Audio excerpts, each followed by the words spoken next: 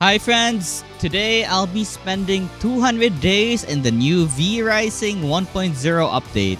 And this time I'll be playing in the new brutal difficulty. Many V-Blood bosses now have new abilities, more health, deals significantly more damage, and are higher leveled. So, will I be able to defeat all the bosses without losing my sanity? Or will I give up and just cry in a corner somewhere in my room? So yeah, sit back, relax, grab a drink, cause this will be a long ride. So let's begin.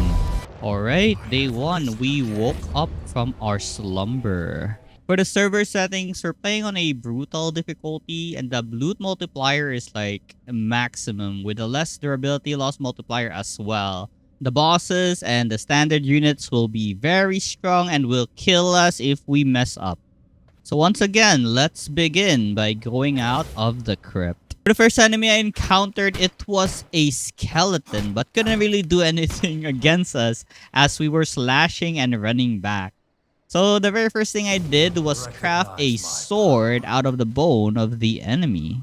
And I receive a bunch of materials conveniently from this coffin right here and continued massacring skeletons all over this area. After slaying about 3 skeletons and crafting myself a bone ring, I have received a spell. It was called a shadow bolt. And it was pretty useful as it dealt a really high damage. Look at that HP drop from 100 to like 25%. After I was done playing with the bones, I wanted to go out now to the Farbane Woods. I chose the west side of the Farbane Woods as I'm more comfortable with this side of the map. As I made my way through the woods, I gathered a bunch of materials and looked for some creatures that I can kill. For now, since I had a quest to use like the shadow bolt twice, I randomly shot that ghoul right there. I also unlocked this very first teleportation area right here. And now I receive a new spell called the Bloodrite. It's a counter spell. When an enemy hits me, it will explode, dealing no damage to me, but dealing damage to the enemy. I also suck my very first blood. It's a 14% creature. So in this game, there are a bunch of various blood types, and each blood type has a benefit of its own. For the creature, it's mostly about the movement speed, health regeneration, and resistance. So anyways, we'll be encountering different types of blood types in the future. I saw a bandit camp and decided to raid the place. I wanted to test out my skill. And by doing my blood right, I unlocked the ability to craft myself a full set of armor. So I did just that, and now I am not naked anymore and I am armored. By defeating all the humans that was in this camp, I got a bunch of goodies. No equipment though, but at least I have some goods that will be very useful later on once we have our castle. I also crafted myself an axe and a mace. This axe will be helpful in chopping down wood. As for the mace, it will help us on smashing down rocks. For now, I tried looking for a suitable location for our castle. And since we didn't really have any teleporters right now, I decided to make my castle just near this teleporter so we can teleport anywhere in the map which way gates were unlocked. So I started up cleaning the area, exterminating any creature that was residing in our future castle to be. After that was done, I placed the castle heart and started cleaning more of the area. I then placed some humble wooden walls and gate just to keep any threat that would harm our castle. For now, I only have a wooden coffin as a bed, but eventually we'll have a glorious resting area. I also made a sawmill so we can start refining our wood into planks. I also crafted the workbench and now we can upgrade our armor to the plated armor set. I also upgraded my weapons to the reinforced version of it. And now I need to go outside and hunt some monsters in order to get some blood essence, as I needed to upgrade my ring to the bloodbone ring. And there was a lovely bandit camp just nearby that I can stock up on blood essences. So I started murdering every enemy I had in this place. And once we have done this and I can upgrade my ring, I should have about gear level 20, which would unlock the blood tracking ability. So I upgraded my ring, got a level 20 gear level, and now I have unlocked the blood tracking ability, and our first target will be Alpha, the white wolf. So I roamed the forest tracking the blood, and eventually I found Alpha, the white wolf. It was daytime, so I had to hide in the shadows, or else I will burn to death by the sun.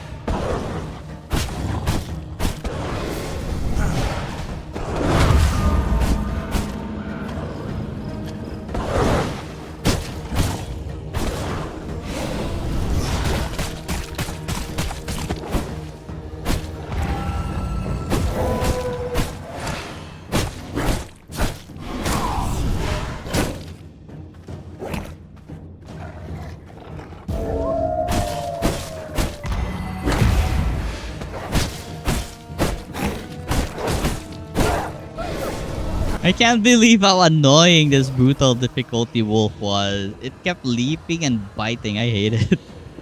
So with the wolf defeated, we have unlocked our very first form, the wolf form, and we can transform ourselves into a wolf. And we can now move faster than just walking in our vampire form. For now, I went home and made myself a furnace. I wanted to craft myself a copper weapon. I got a bunch of copper while going to find Alpha, the white wolf, and I mined them with my giant mace. So I cleaned up and expanded my base while waiting for the copper ores to finish. And so with some copper ingots, I made the copper mace. And made my way to the copper mines so I can fight the next V-Blood target, which would be Arrow, the stone breaker. For now, I decided to farm all the monsters all the enemies that was in this mine, as I wanted their lovely loots. I then went inside and gathered a bunch of copper ores, as well as killing a bunch of enemies that was lurking inside. And once I was satisfied with the loot, I jumped to action and fought Arrow, the stone breaker.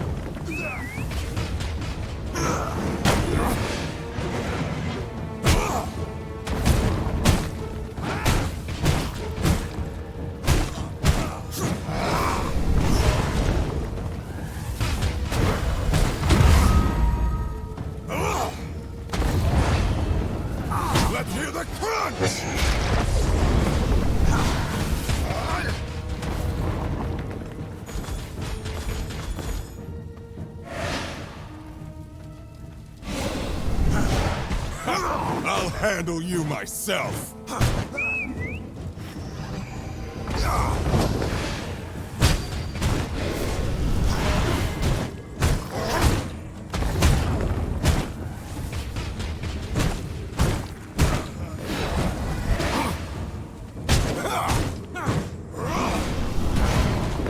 Let's hear that crunch!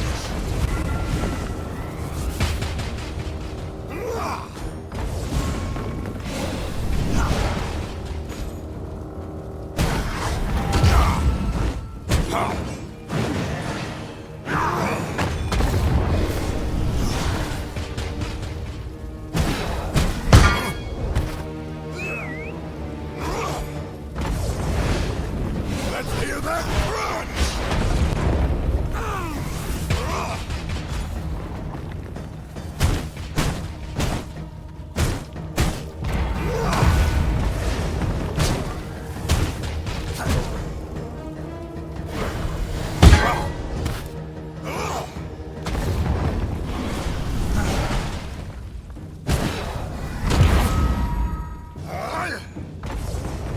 Let's hear the crunch!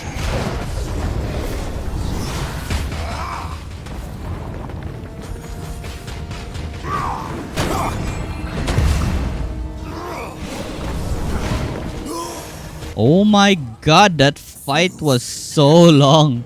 I had limited amount of skills and a limited amount of action to do because the floor was burning in chaotic fire. So we got one skill point for chaos magic after defeating Arrow, and I chose the chaos volley as this thing deals a massive amount of damage on a single target. I also gained the ability to make bigger chests now, so we can store more items in a single chest. For now, I went home and crafted a bunch of chests, like the gem chest and the material chest. These chests are really convenient as the material chest will allow you to instantly store any materials you want from your inventory to the chest. For the gem chest, as the name suggests, you can just press a button and it will store everything inside that is related to gems. While I was on my way to raid the bandit camp, there was a 93% warrior, and I'm surely gonna suck this blood to help me power up real quick. Because all these blood qualities are very good for you. Like, if you have a really good quality blood, you're basically really strong with the benefits. And I had to thank all of that because, you know, the warrior might die and disappear and I won't find any good quality blood anymore in the entire playthrough. But anyways, we got 93% blood on our vein. We should handle the next bosses quite easily. So in the woods, I found myself a merchant camp and I brought myself some brew of ferocity. What it does is it adds like 3 physical power for an hour. That's crazy, I swear. 3 physical power is so much already in this early of the game. I went to the east side of the Farbane Woods to look for Rufus, the foreman. He is our next target for the V-Bloods. So after cleaning the area of his lackeys, because I really don't want extra enemies, I just want to fight this guy one-on-one. It would be way easier if there were no third parties joining this fight. So I initiated the fight, and let's see how difficult he is on this difficulty. You're about to look a lot of dead.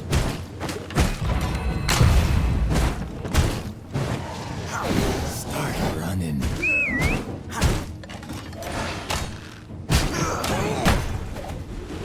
Think you're quick on your feet. You're dead on your feet.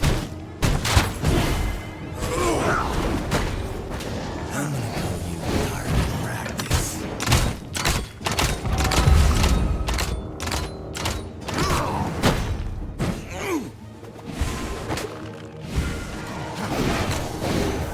Start running. Think you're quick on your feet. Honestly, that could have been really dangerous when he kept shooting arrows on our face. But good thing we avoided it with the blood, right? Anyways, this fight went easy because we now have the Chaos Volley as well as Brute Ferocity, which increase our attack power. And with Rufus defeated, we have received a point in Blood Magic, and I added it to Blood Rage. Not like we have a choice, it's the last skill in the Blood Tree for Tier 1. Anyways, we also unlock the ability to craft crossbows now. So we have a long-range weapon option now. Next up, I raided the bandit trapper camp because the next V-Blood Keely, the frost archer, was here. And just like what I did with Rufus, I will clear the area first of these minions before I begin the fight. Pull you off.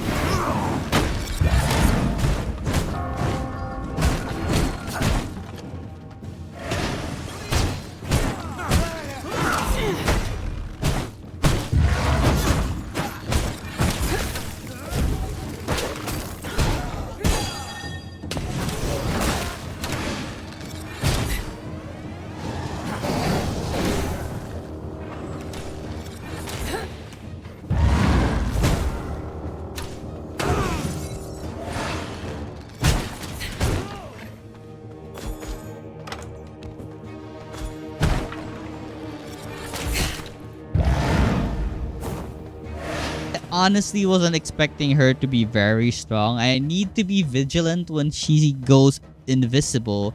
She appears with a Frost Nova on her feet and it really hurts. So yeah, since it's also morning, I had to run away and heal up before I re-engage in the fight. And so once it was nighttime, it was time to fight Keely again.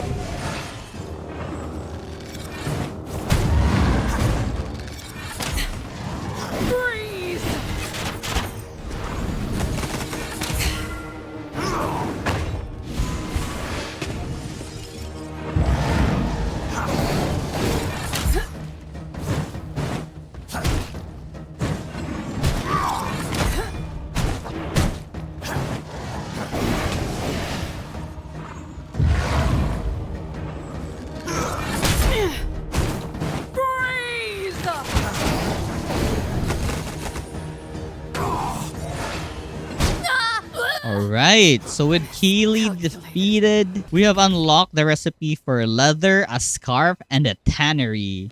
So before I went home, I decided to destroy everything here and loot all their loot and kill everything that exists here.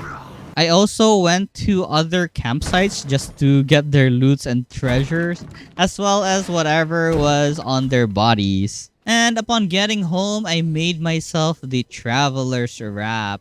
This thing boosted my HP. Next up, I crafted a tannery and slapped in all my animal hides inside. I also made myself some copper axes as mace didn't feel that great for me. Don't get me wrong, it's very strong, but it wasn't my style. And once I had the leather, I crafted the entire set of the Night Stalker set, further increasing my HP. And since I've gotten a bunch of whetstones on my raids to the bandit camps, I made about 2 grinders so I can begin making like stone bricks. So I can finally start building our castle. I also made a research desk. Now we can unlock like new recipes, like better weapons, better armor, and other stuff that we might need for our future endeavors. Since I had the material, I upgraded my castle heart to level 2.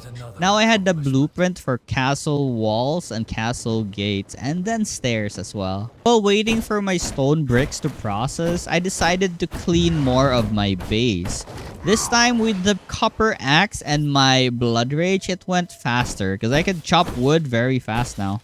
With the stone bricks, I made the stone walls, a stone gate, and I basically just surrounded my castle with walls, so I had a roof now. And I unlocked the castle waygate recipe, we now have a teleporter inside our base. So I don't need to go to the teleporter just beside us. But the problem was I didn't really have enough materials to make the waygate.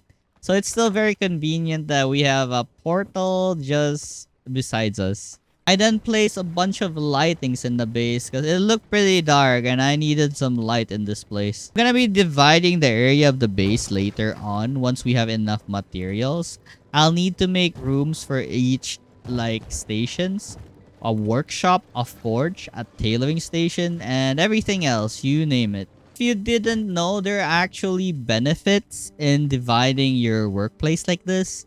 It will cost less than 25% material if they're in the right place. A lot of time was spent on just making the castle look better. Don't worry about the floor. We don't really have enough extra brick to make the flooring look nice. And I also don't really have the recipes yet to make the certain rooms I just explained earlier. So I continued expanding the base, making it look good, and dividing it so that we have a certain spot for certain stations. My plan for the second floor was the prison and the garden, because I needed a lot of room for the garden. I'll be getting a lot of seeds and planting them so I can harvest them and turn them into very useful potions in the future. Anyways, after I was done arranging my castle and decorating it with lights, I went to the desecrated cemetery to fight Gorswine the Ravager. Want a little taste? Get it!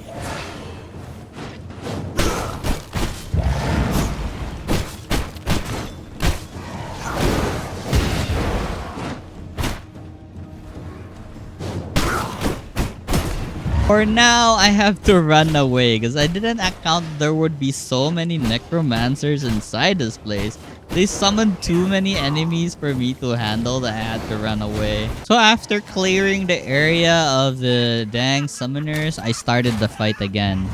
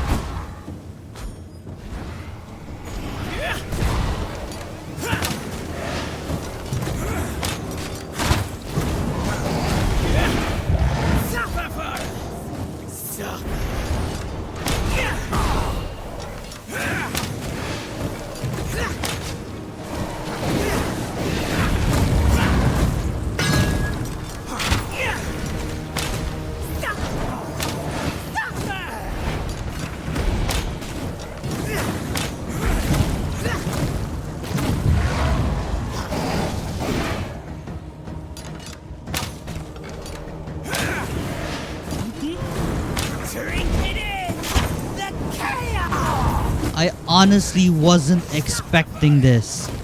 It's so crazy that this guy covered the entire area with AoE.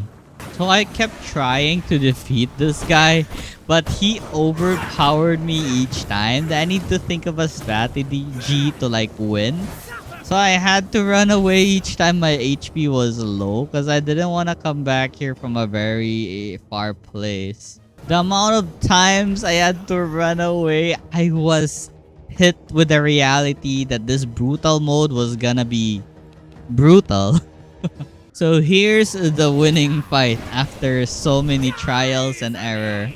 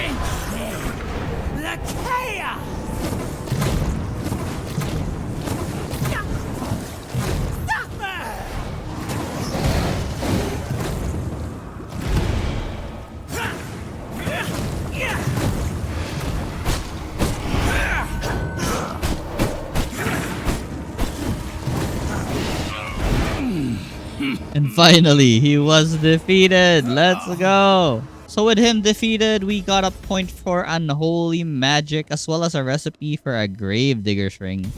I unlocked the shield immediately as this thing was very useful. When you successfully block something with a shield, it will summon an undead to help you fight the enemy. So like I said, very useful. So for the next V-Blood, I'm targeting Grayson the Armorer. And for now, while I was on my way to him, I decided to raid a bunch of army camps as I needed more items. Because I know this is gonna be a difficult journey. So we'll need all the items we can farm. I also went shopping for books so I can craft them and I get more powerful because I feel so weak when I fought Goreswine. So I crafted myself the grave digger's ring, and I also worked on my castle since the materials I was refining was available now. I also crafted myself a blood press and placed it on my future alchemy room. I inserted all the enemies' hearts and some blood essence inside, so it can start pressing them for more blood essence. I then upgraded my armor to whatever recipe was available. So a marauder armor which adds weapon attack speed and a warlock boots which adds like spell power. So I eventually made my way inside the bandit armory where I plundered everything I can, looting all the chests that I can see and killing all the enemies or the humans that I could find. Until I eventually reach Grayson the Armorer and engage in combat. My hammer is for steel, but you'll do.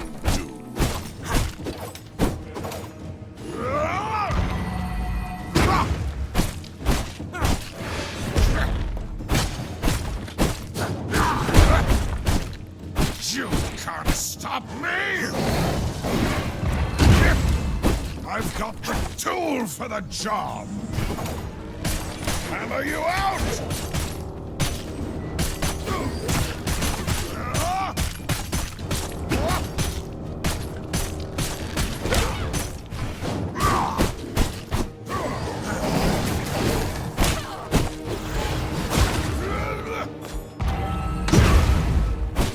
Hammer you out!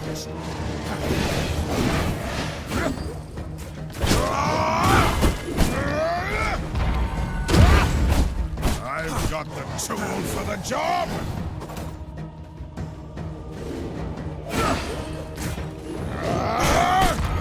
Gonna hammer you out!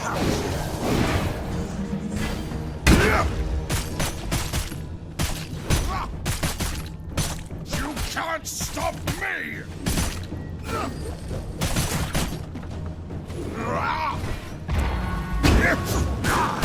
Hammer you out!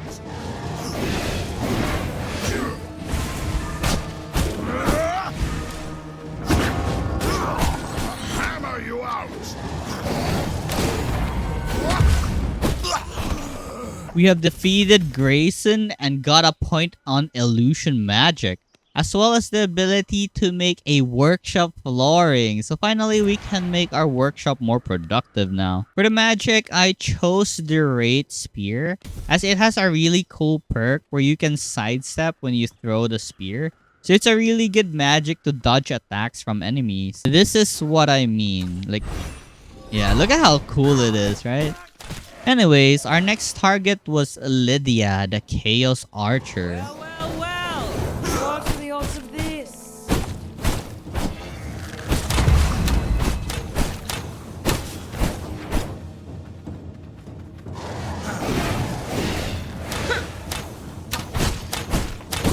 Think on your feet.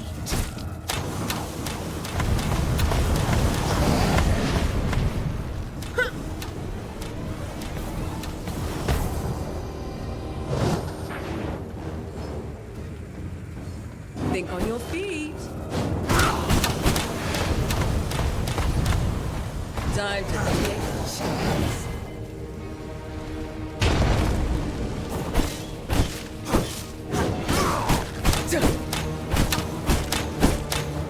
Time to take a chance.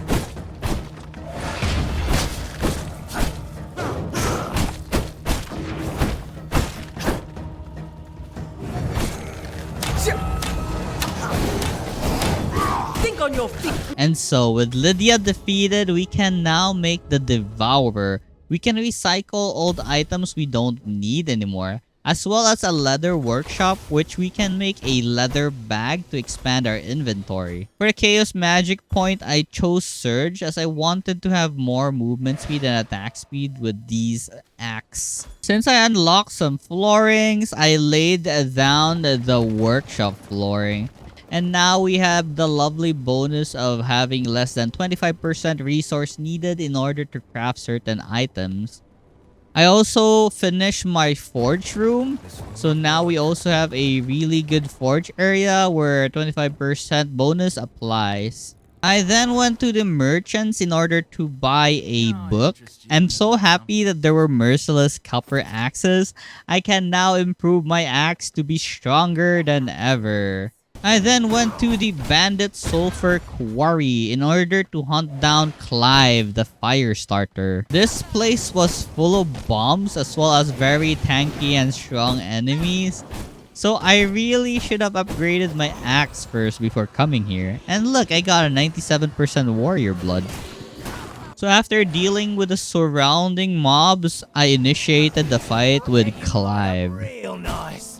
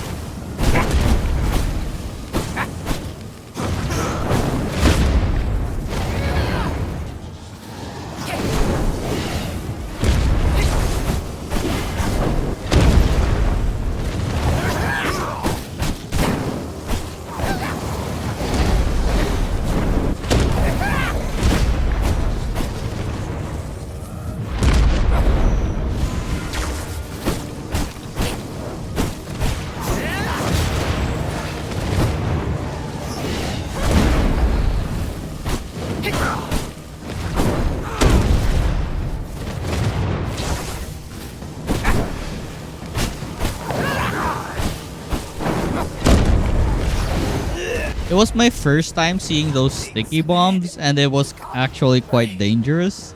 Anyhow, after taking down Clive, I continued gathering sulfur ores and treasure chests. And by defeating him, we have unlocked the alchemy station. We can now make potions and buff potions. I then went home and upgraded my axe to the merciless copper axe. Also upgraded my ring to the Dusk Watcher ring. It had like an additional weapon attack speed that I would love to have. Then I made the alchemy stable, and I will also place a bunch of assorted cabinets. These are really good because you can instantly store items that are related to the cabinets. I also had enough gem dust now to make the teleporter.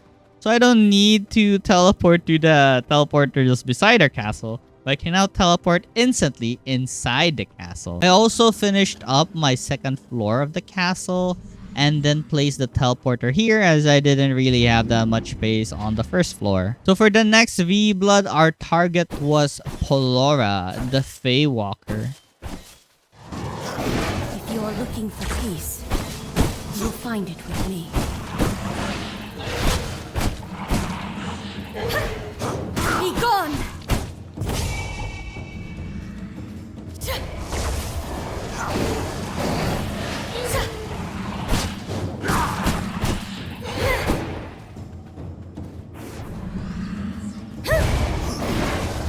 Spirit, be gone!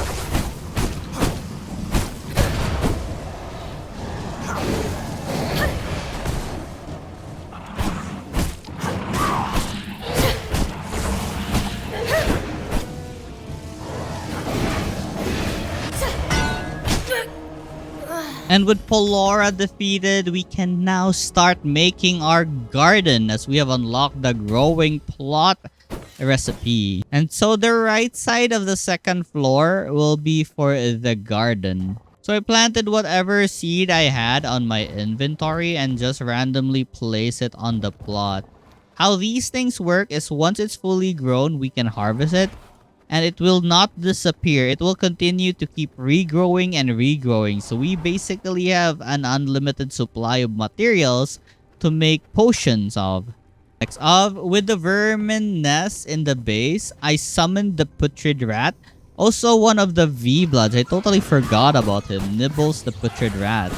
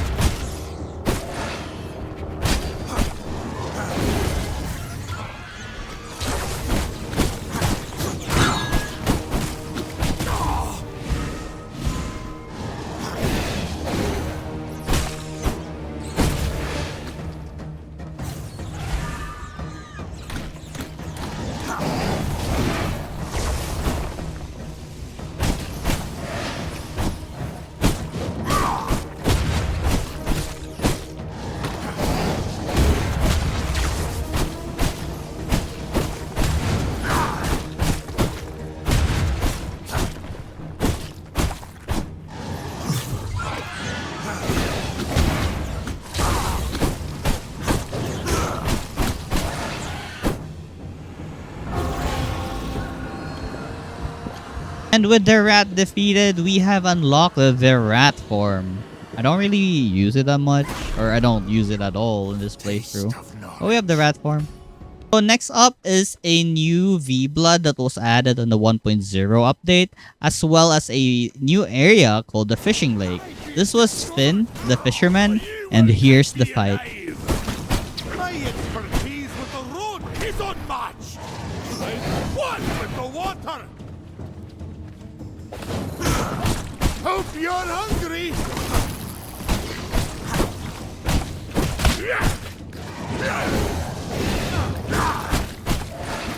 Your weapons are nothing against my rod.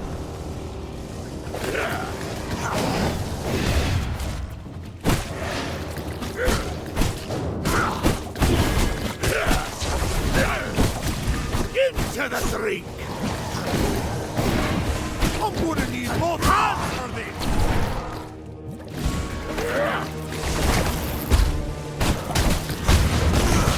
There's nothing I can't done!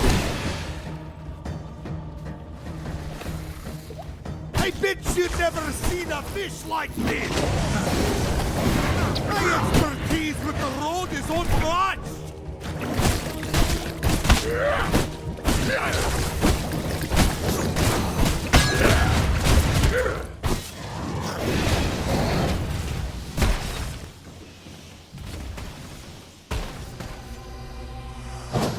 I honestly wasn't expecting the fight to reset, and I hate it.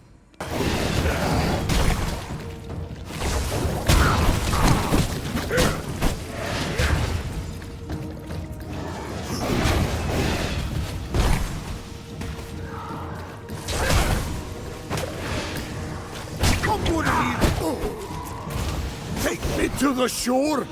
And with that, we have defeated Finn.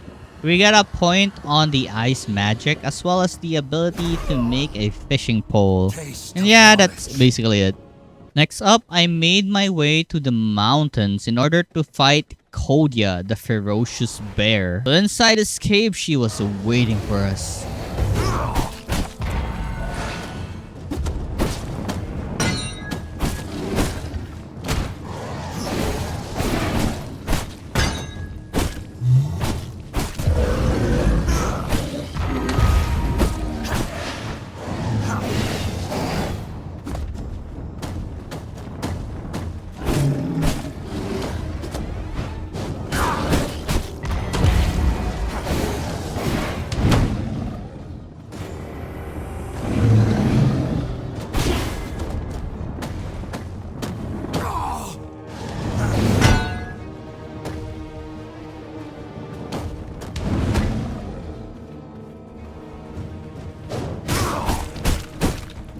I keep resetting my fights every time I try to run. So, yeah, round 2, let's go.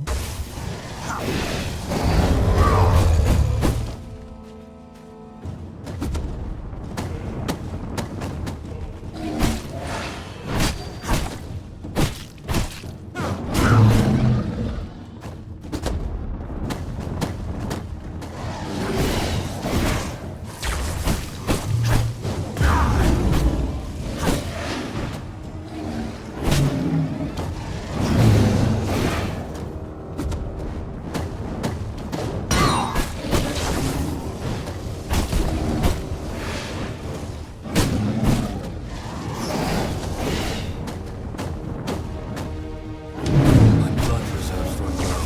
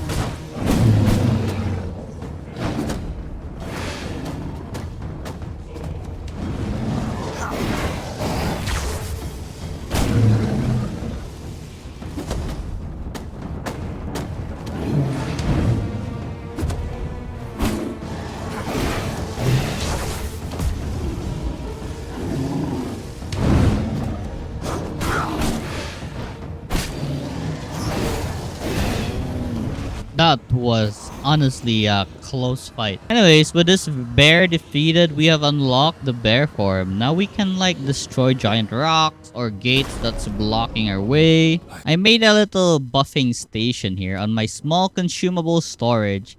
So I place all of my buffs here and drink all of them before going out. I like how each buff in this game has like an hour duration now, so you don't really need to keep consuming potions every 30 minutes. Anyways, our next target was Nicholas the Fallen at the Forgotten Cemetery. And here's the fight.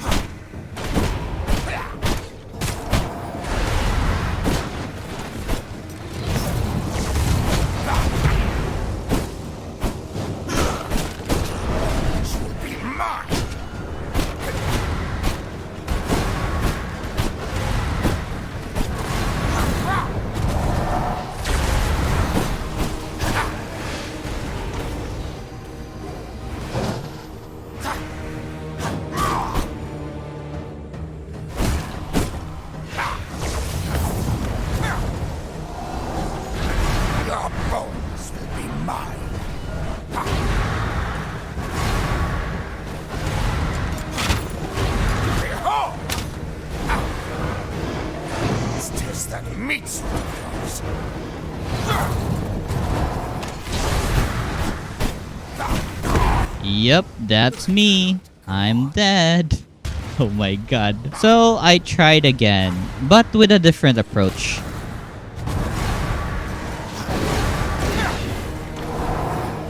Let's test that meat suit of yours.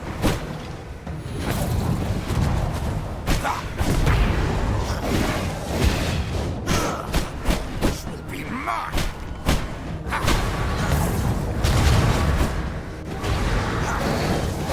Behold!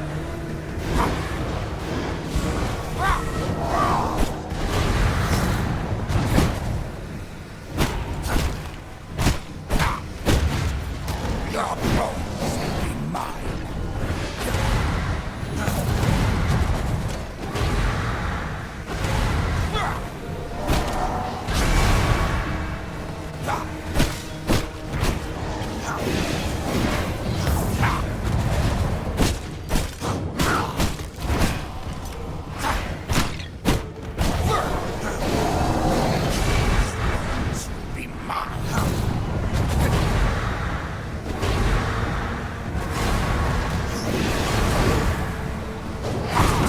Alright, we killed him. And with this, we have unlocked the paper press. I can now make papers via fiber and sawdust from processing logs to planks. I also got myself a tier 3 skill point. I got the army of the dead because this will be a really good distraction against bosses. I then went on shopping at the merchants again for some recipes or books. I then made a better bed, not the wooden coffin, but a stone coffin now. Recognize me. I then upgraded my leggings to a marauder leggings. Now I have the set bonus of an increased health by 60. After that, it was time to raid the bandit stronghold and defeat Quincy, the bandit king. So with my bare form, I can destroy this gate in one stomp. Bam! And like what I did with the other camps or the other strongholds, I defeated all the humans inside and looted all the treasures I could find. After clearing the place of all his minions, it was time to face Quincy. A proper challenge! Show me your mettle, Nick.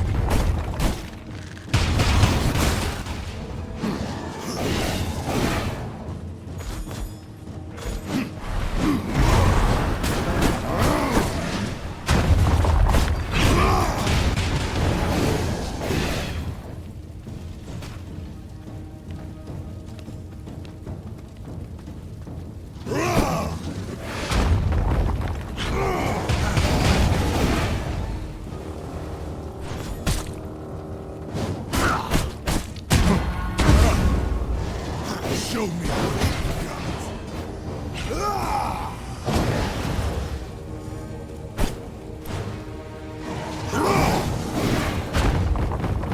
Rise to the top. Show me what you got.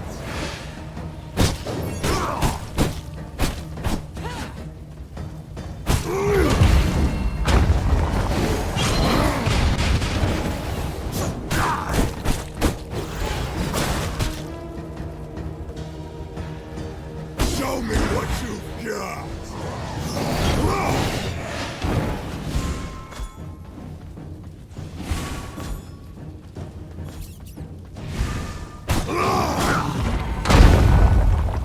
A rousing battle!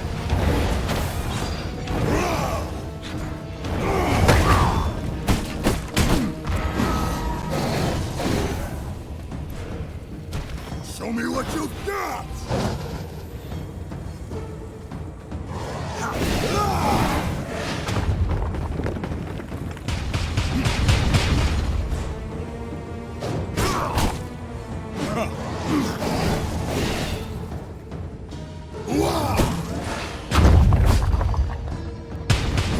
A rousing battle! Yup, that's me again. I'm dead. So I tried again, but unfortunately, I wasn't ready enough, so I had to run away. Yup, that's me again. I'm dead. I didn't die, but I ran away again to regenerate. So I've died a couple of times with this guy, but I never gave up. This is what brutal difficulty is. You will need to cry inside. But anyways, here's the winning fight.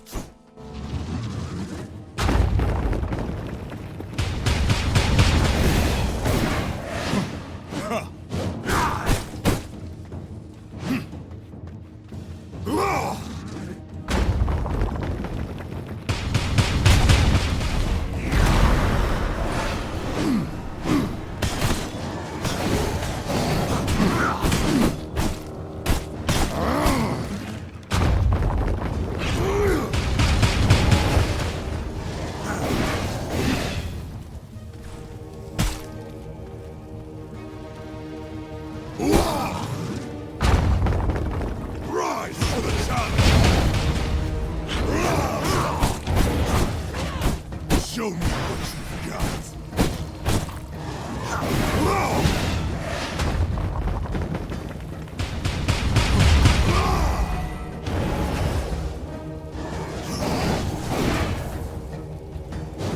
Show me what you've got!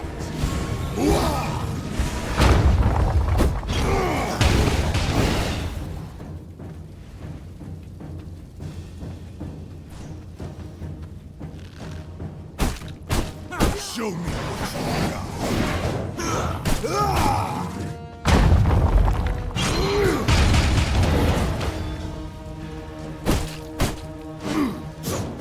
Arousing battle.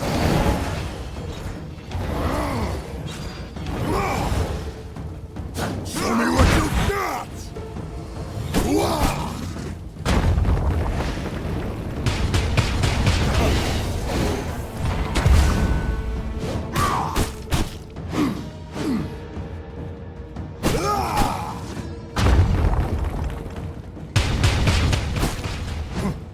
Show me what you got. Arousing battle.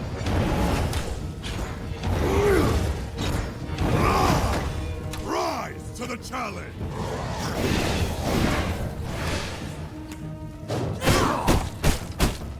Show me what you got.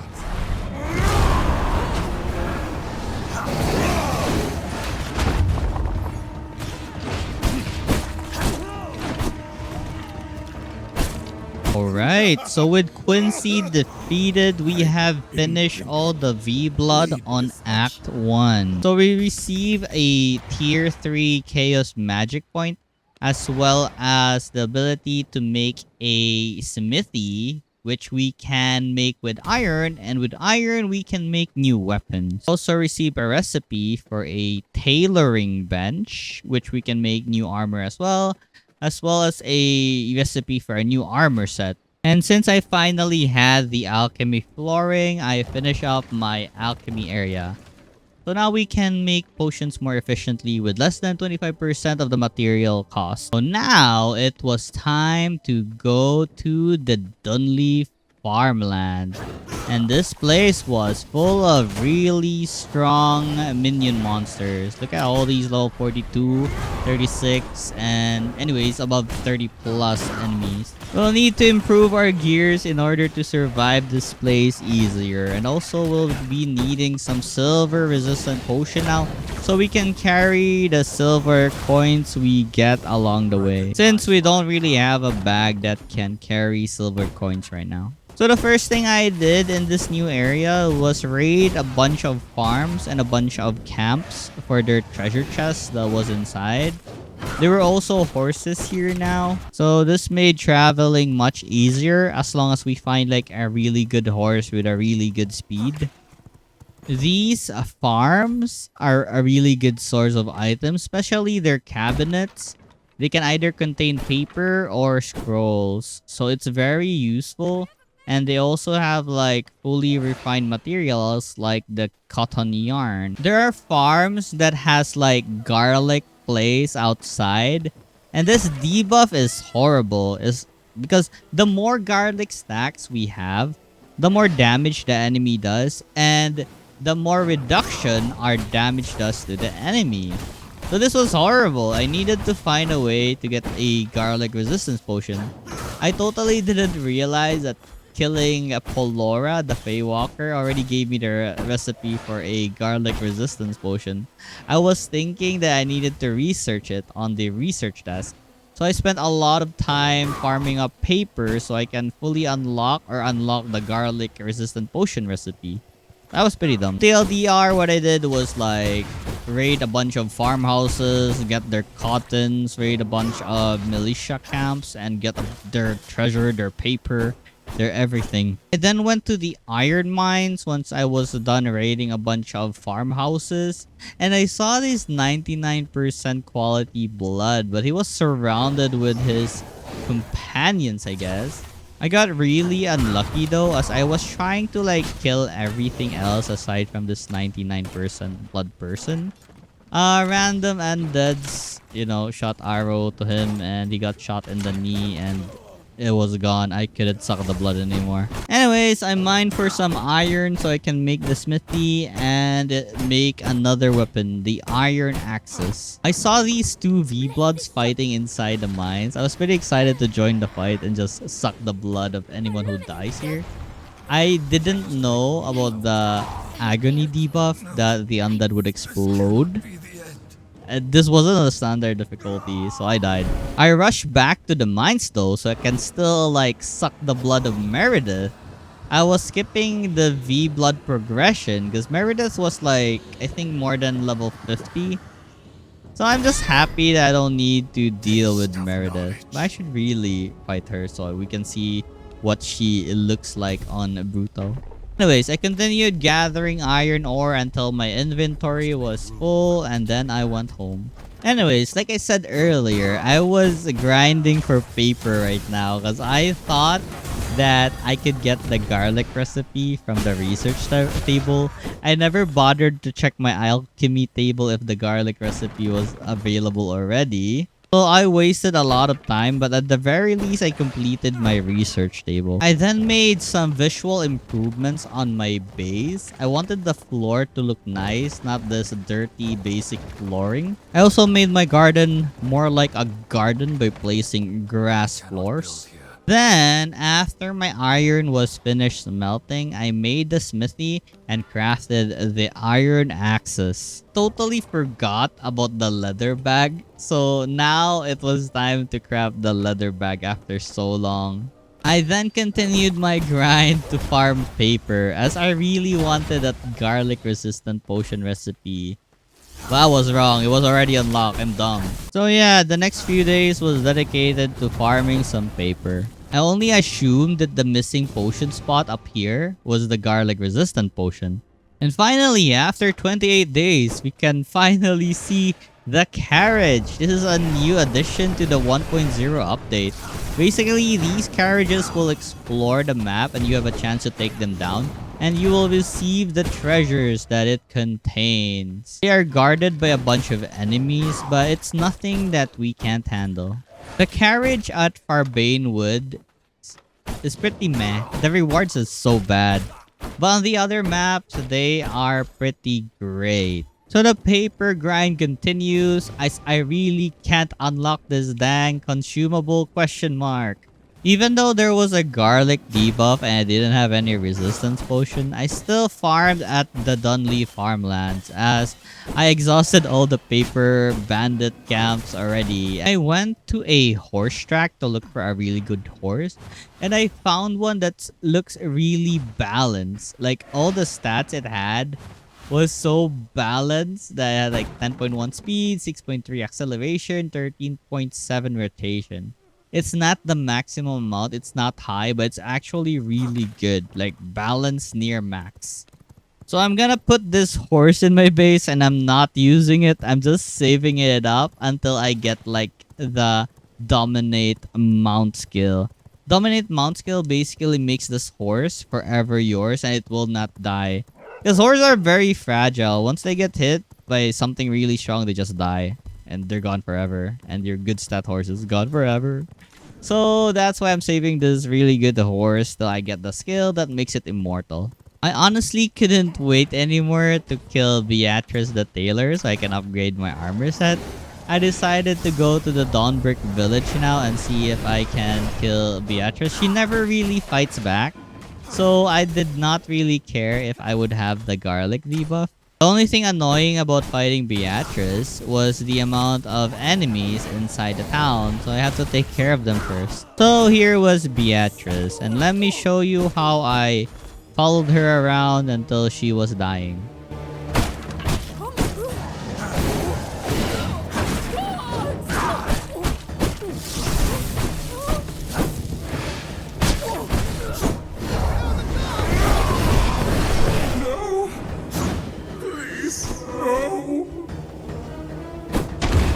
Wait, what?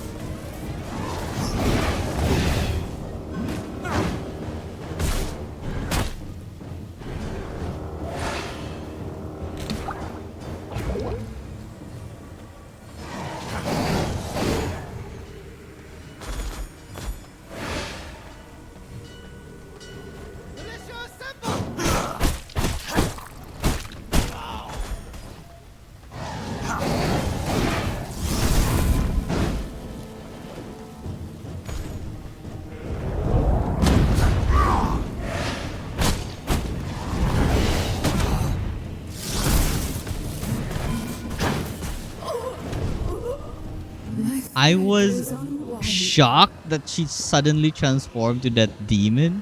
It never happened before in all my playthrough. So I guess that was the skit on brutal difficulty.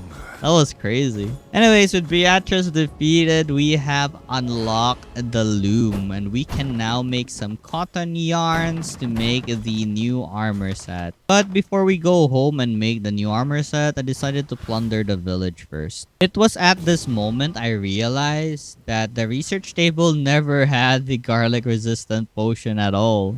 I was so dumb. So I made the loom and placed all my cottons inside so I can start making the cotton yarns. And with enough yarn, I made the tailoring bench. I then crafted the entire hollow fang set, improving our health by a lot, as well as the hunter's cloak that gave HP and a bunch of resistance.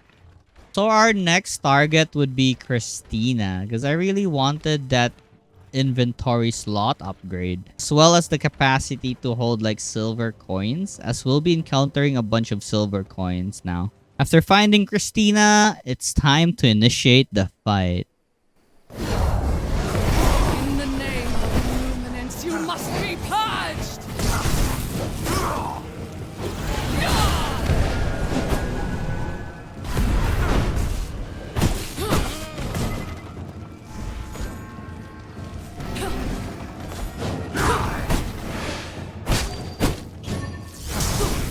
I will show you discipline!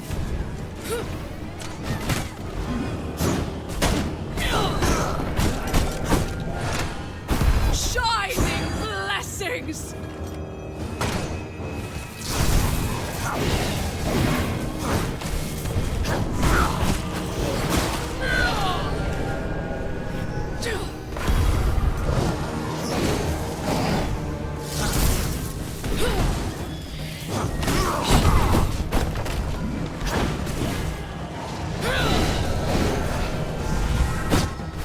This is my conviction. Shining blessings! I will show you discipline!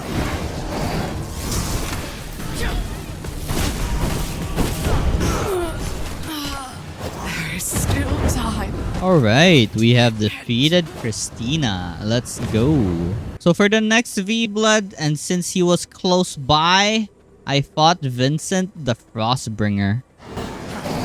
Good luck getting through my shield, fiend.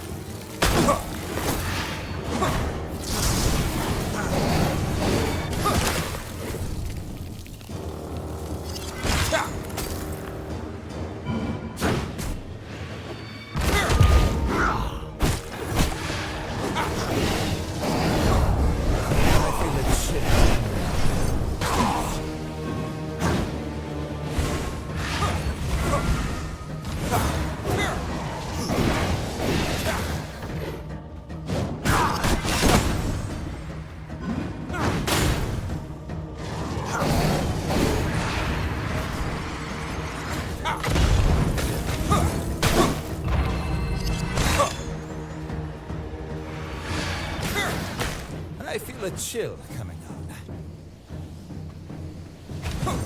This will not work.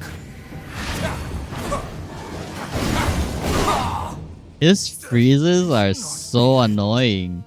And I made a mistake of pressing like my hotkey and I tried to plant a seed. So I tried again and I still died. And again. And I still died again. I hate this guy so much. There are just times that the brutal difficulty V-Bloods are easy, and there are times like this guy right here that's very annoying and it keeps killing me. I'm gonna say here's the winning fight, but he was already half health when I found him. I don't know why he was fighting, but well, I'll take it. This is an opportunity I will not miss.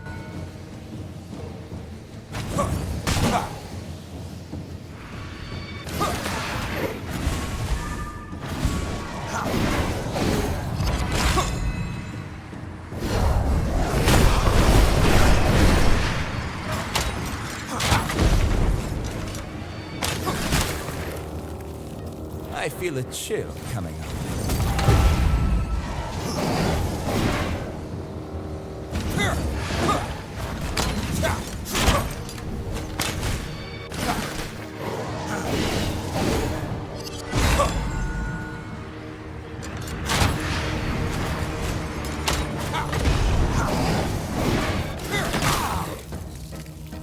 I feel a chill coming up.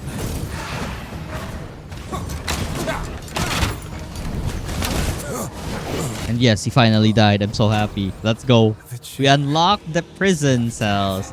We can now capture humans and we can use them for blood extraction. So I can now finally start capturing really good quality blood humans and store them in my prison cells and tap their blood until they can no longer live like that. Continued raiding villages for their loots as I really needed their recipes for new items. I'm assuming the other B-Bloods after Vincent will be very difficult. So it's always nice to have items in advance once we unlock like the study so we can research these new books. So with the materials I have on hand, I could make like about 2 prison cells only, but this was enough since I didn't really have any prisoners right now. And while fighting just random enemies on the road, I found a 89% warrior and thought to myself, well, this was good enough, better than nothing. So I subdued it and I rode my horse so I can imprison him at the base and tap on his blood till we don't need his blood anymore. At least we can assure that we have an 89% warrior blood on our veins. So for finishing our quest of a prisoner, I unlocked the prisoner flooring. And now they will take less than 25% damage, I believe, from being in a prison room. Yep, less than 25% damage when tapping their blood. I went back to the iron mines as I couldn't really collect that much iron since my inventory was filled with the loot I got from raiding farms. And since I was here, I decided to fight Krieg, the undead general.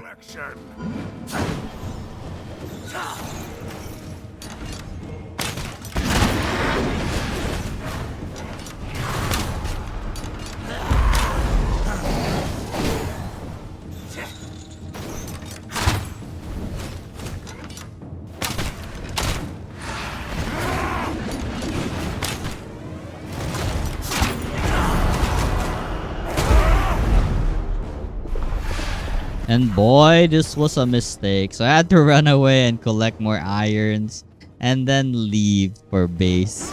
Well, I was on my way to the merchant camp to get like some fish. I found a 100% warrior. Oh my god, I'm gonna make this guy my prisoner for sure. I was able to safely subdue this warrior. I immediately tried to go home as fast as I could. And after passing by this bandit camp, I saw 100% rogue. What? What is this luck? I have 2 prisoner with 100% blood. So upon returning this warrior, I will come back for the rogue. I've never been this lucky regarding blood quality.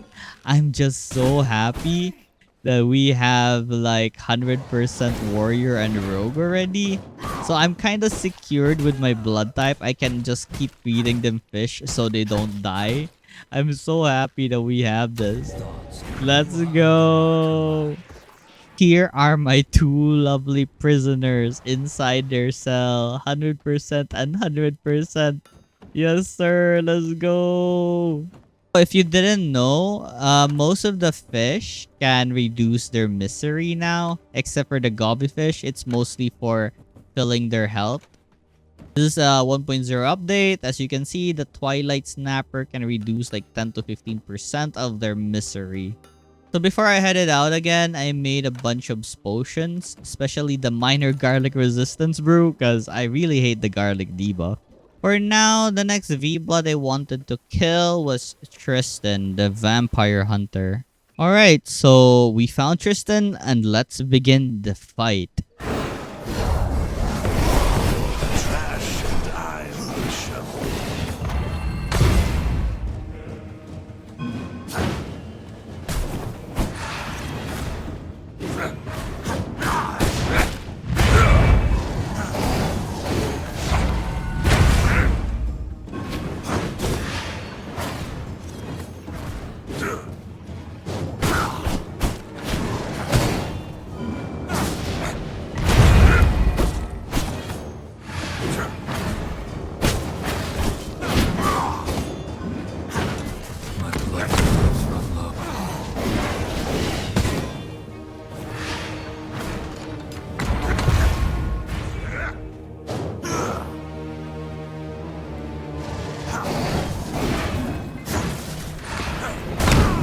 I hate him.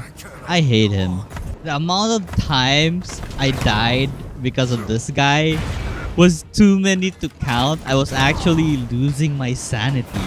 I did everything I could to kill this guy. But when I was about to win, he always does his spinning move and I die. He just passed through me like that. Or he surprised me with a random arrow shot and I die. I kept dying and dying. I eventually uninstalled the game because I was raging so much inside. I kept trying and trying and I was like having doubts of my skills as a gamer. I couldn't believe the amount of times I like rage just deep inside. I eventually killed him, but the problem was I totally forgot to record the game because I already gave up. I just installed it again and I tried again. And I did not notice I was not recording at all. I didn't even have buff. If you notice, I don't have any potion buff. But I won. I just needed to rest and fight him again when I was calm. So anyways, let me show you the full fight again. I fought him again even after I killed him. So after waiting for a day to reset, let's fight him again.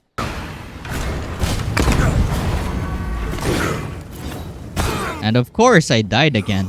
Anyways, here's the winning fight. Finally.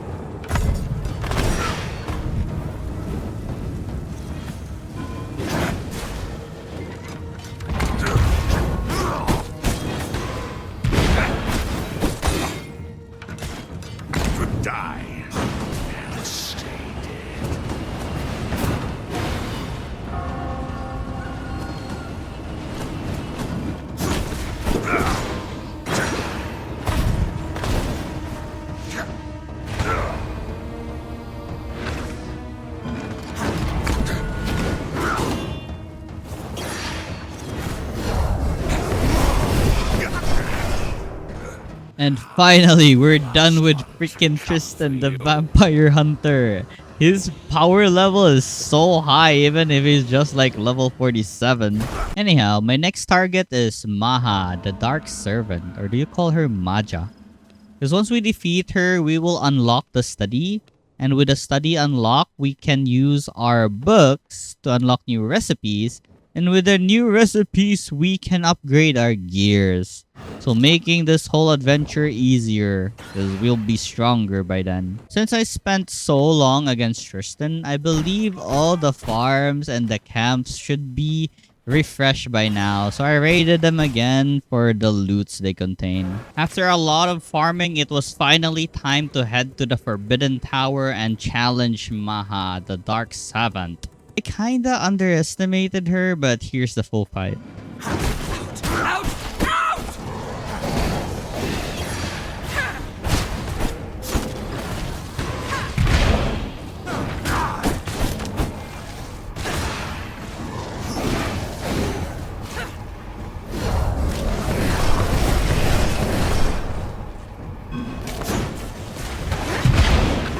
Flee, interloper!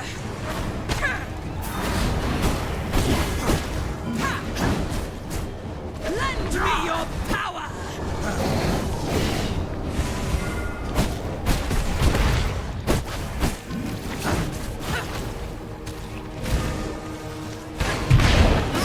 Rise, demons! Accept these vessels! To me!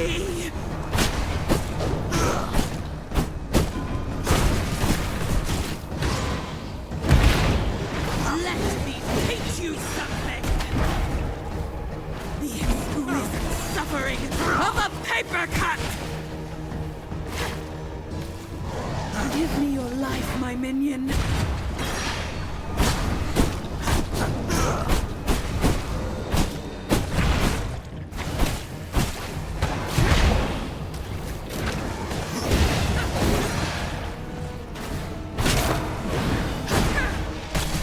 Do you also thirst for research? Flee, interloper.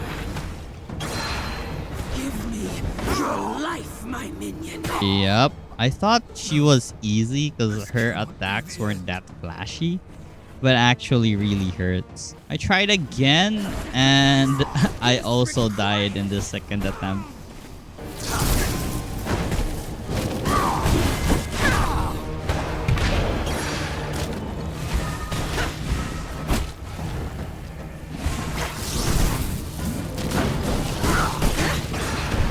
Witness my little devils!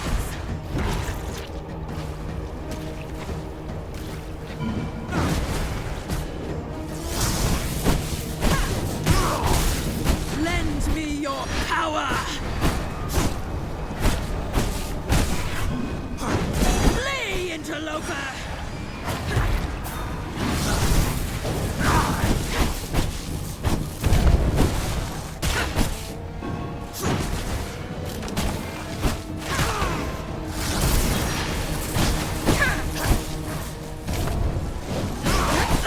I finally emerged victorious after our third try.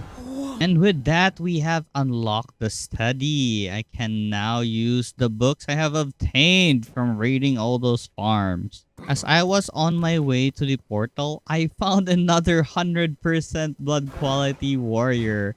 An extra 100% warrior is always welcome in our home. So I'll be capturing this guy. I haven't defeated Leandra yet, so we don't have the dust colors. I'll have to bring him home via the horse. It was a very long journey because my base was very far, but we got him. We got him inside the prison cell. So I made the study. I also renovated my castle a bit as the paper press doesn't fit inside this place. And look at all the recipes I already have. So it was time to unlock everything we currently have. Upon checking the tailoring bench, I actually needed some thick leather. And I don't have the recipe for that yet. I was so sad. I was actually excited to craft these armor upgrades. But since I can't, well, we can't really do anything. We need to kill the V-Blood to get the recipe first. At the very least, I could upgrade my axe into a merciless iron axe. And I was happy that we have an increase in our damage. That's good enough. So my next target was Krieg, the undead general. It was time for payback as he killed us last time. You will make a fine addition.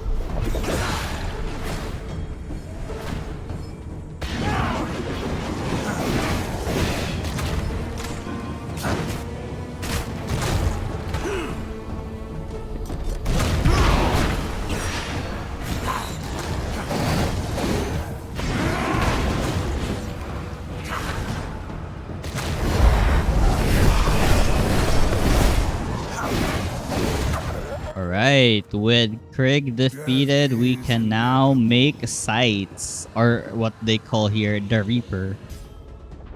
I also obtained a skill point on Unholy Magic. So with this, we can now get the Veil of Bones. The Veil of Bones is, so I guess, one of my favorite dashes since it summons like a skeleton.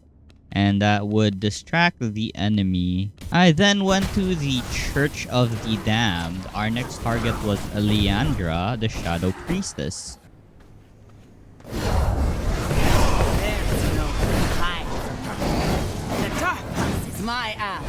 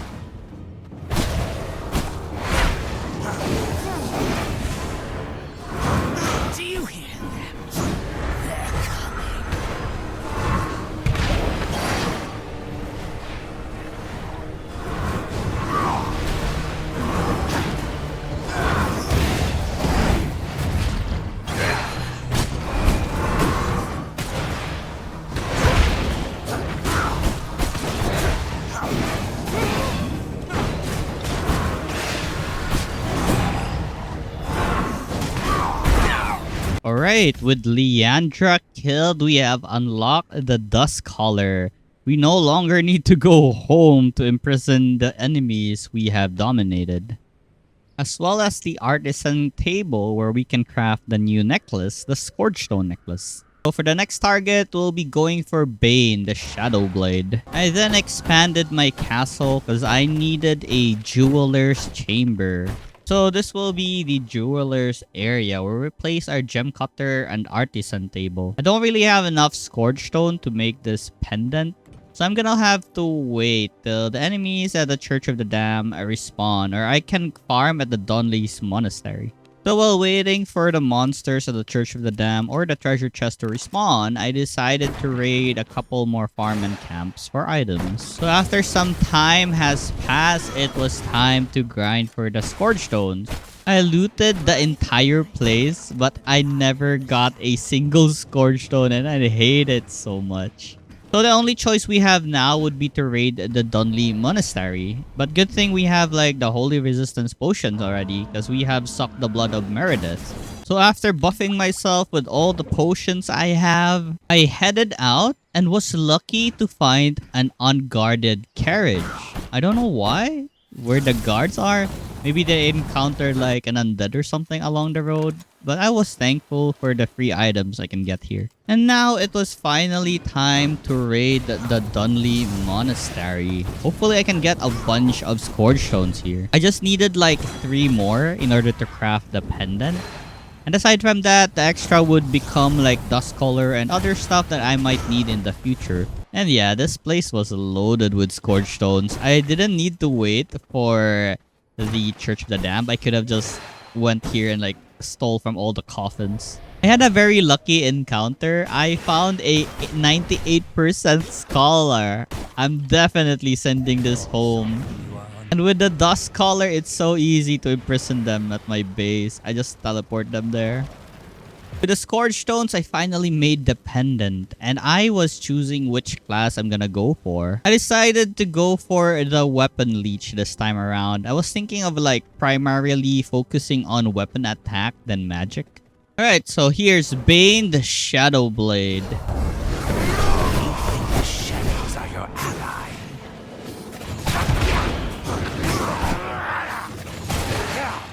Shadows, obey me.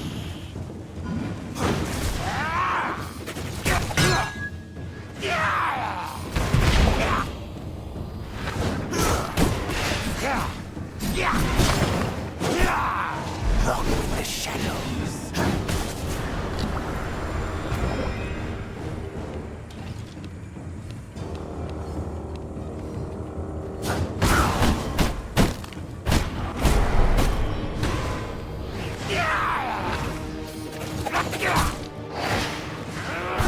Come, help me, help me, help me, help me! Help me! So by defeating him, we have unlocked the human form and the scythe. With the human form, I can now visit the marketplace here and try to buy some books. I didn't really have any new upgrades on my gear, so I decided to just go for Gretel the glass blower. Before actually fighting her, I decided to gather some quartz first. Let's go, let's fight Gretel, and she is one of the most annoying V-Blood I fight in this game.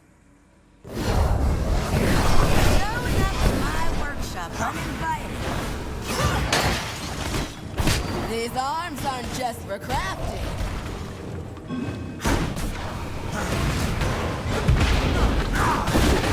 Afraid of the heat?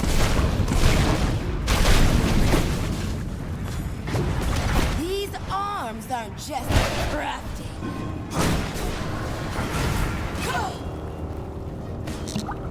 Shatter!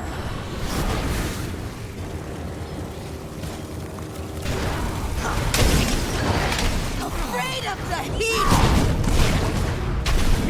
Impressed? This is nothing. Well, I had to run away on my first attempt because, you know, I was not prepared for whatever she had to throw at me. I ran away again on my second attempt because I was bursted out of my health. Finally, here we have the winning fight. You just made a big mistake. A few birds build character. Impressed? This is nothing.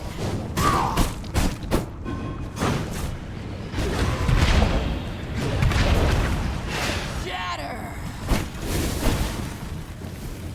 These arms aren't just for crafting. Let's melt you down.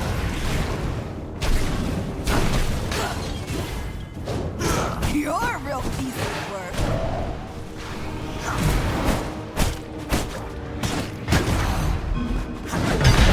What's a little cut? Impressed? This is nothing.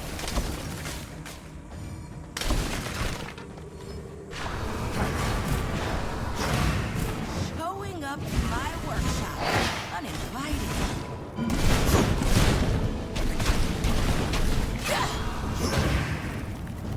These arms aren't just for crafting.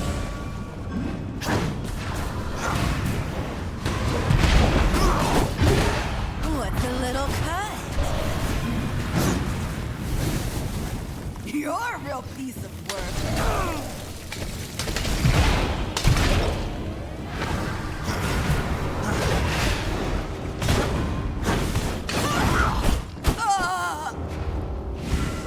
I swear to God, this Beeble is very hard. Anyhow, with Gretel defeated, we can now make some glass and blood rose potion. Alright, so the next V-Blood would be Frostmo the Mountain Terror. I really want the thick leather so I can start upgrading my armor to the next tier. I gathered more quartz though before going home, so I had a good amount or a good supply at base. I also got very lucky to find a carriage that just spawned outside the quarry. So, god dang, took care of everything very fast with all my AoE skills. For the loots, I got a rather cool looking cape, the Beatrice scarf. It has the same amount of stats as my current cape, but it looks more, I don't know, it looks better than my rag cape. Yeah, I look cooler now. Next up, I did a little bit of side quests that the game wanted me to do. I don't really have a good servant, nor do I have like good equipments for it. And I just wanted to do this to earn the ability to make the Eye of Mortium. And with that, we can make the Jeweler's Chamber flooring. So finally, we have the Jeweler's Chamber. The Eye of Mortium would be really good because I want to farm fragments so I can start getting passives. So I went to the Frost Mountain in order to find Frostmaw so we can get the thick leather recipe. I'm very excited to upgrade my armor for more health and then maybe weapon attack speed.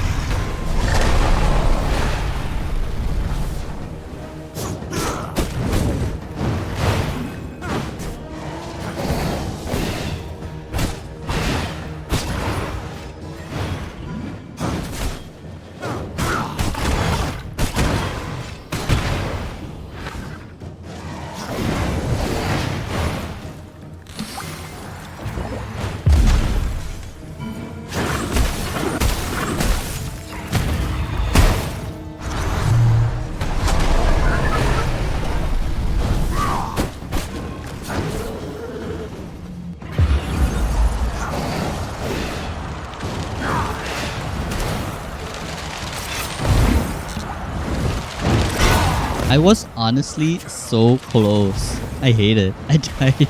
I killed him on the second attempt though, because I was more familiar of what he did last time now.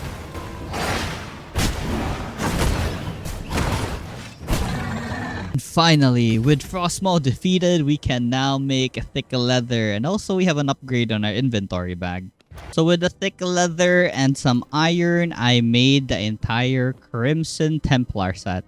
It adds weapon attack speed and also some weapon skill leech. I also set up my jeweler's chamber, adding the jeweler's flooring. So now we can make accessories for less than 25%. Alright, so for the next V-Blood, we have Terra, the geomancer. Well, I died in my first attempt. So anyways, here's the winning fight. Speak for the earth of Bardona. You are nothing.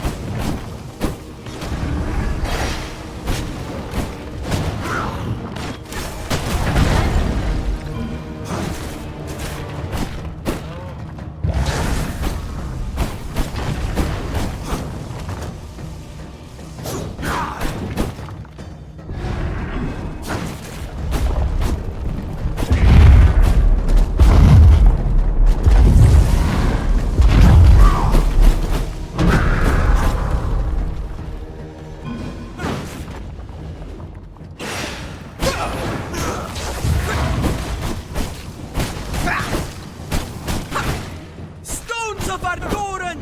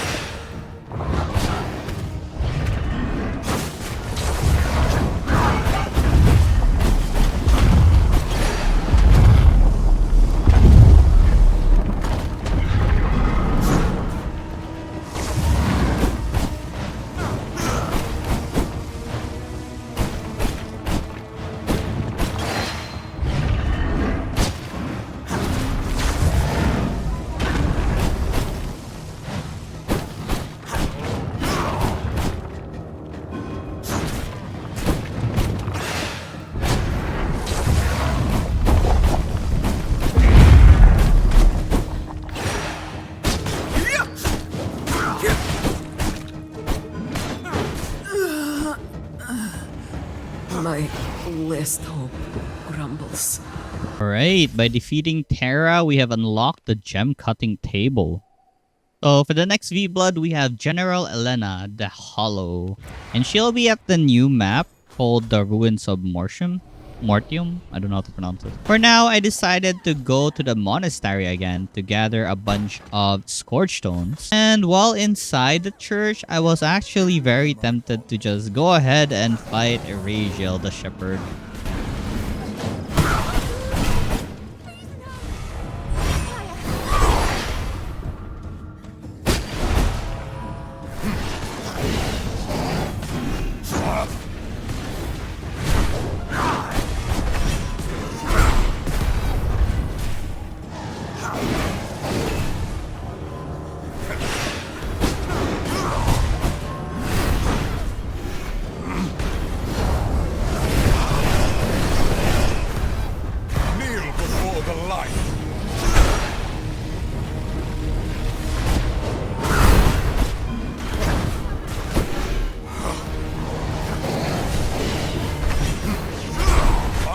in death.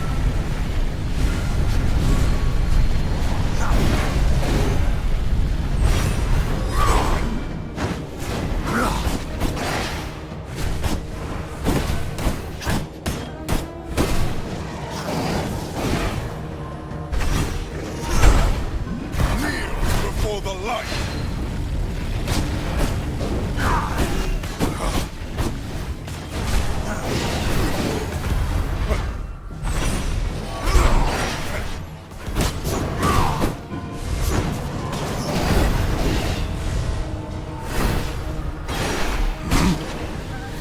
Find repentance in death. And we got him. So by beating him, we have unlocked the jewel crafting table. Now I can finally make a jewel for my shield of the damned. Alright, so on to the next V-Blood. We'll need to go to the ruins of Morsham, which is here. Yeah, there's a bunch of new monsters, like Draculans. They're basically, I guess, I don't know what a Draculan is. I guess they're spawns of Dracula. But there's a lot of them here. And if you go to like areas that would spawn, I guess those red crystals, you can loot something like a Stygian shard. And with these shards, you can unlock a bunch of passives once you have defeated Elena and got her station. The passives are pretty powerful, so I'm gonna make sure I unlock everything before I challenge Dracula. After I was done collecting all the available shards, I have found Elena. I mean, General Elena. And since there were too many monsters right here, I had to run away. But she noticed my presence and like followed me. But I thought this was an opportunity to fight her one-on-one because no monsters will climb up here. And also, these are really good statues that would prevent her arrows to hit me. I can just hide behind the rocks.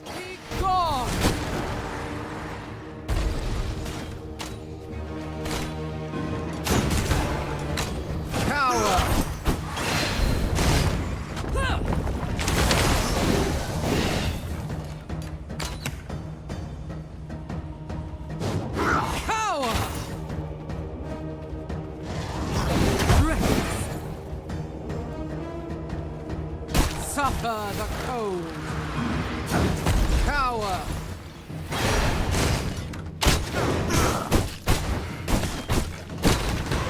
Feel the chill.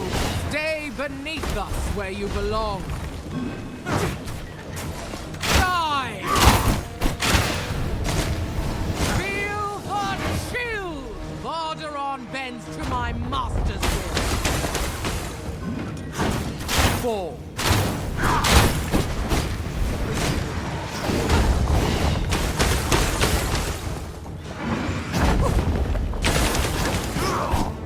Be gone.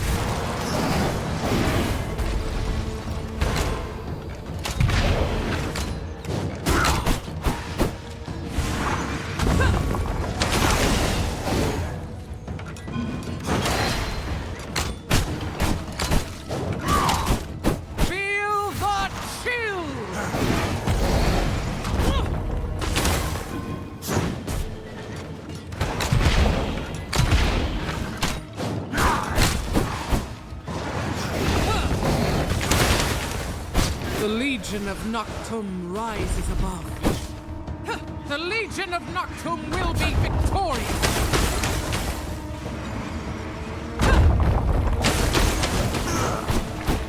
Suffer the cold.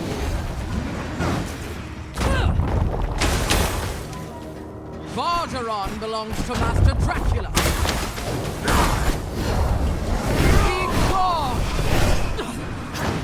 So by defeating her, we have unlocked the Altar of Stygian Awakening. Basically, we can get passives from this. And since General Cassius was nearby, yeah, let's target him first before we go home. My sword thirsts for your throat.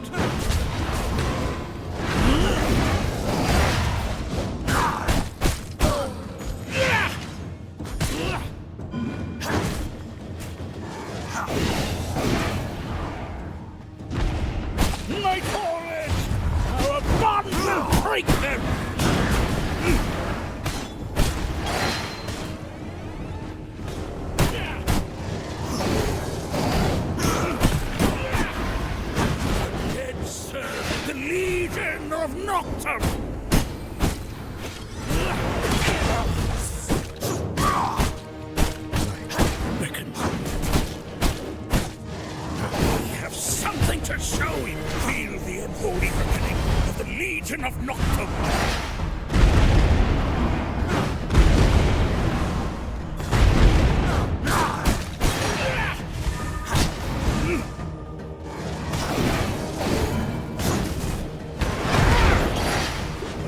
Come to us. We will show you the gifts of Dracula. Hail Nocturne!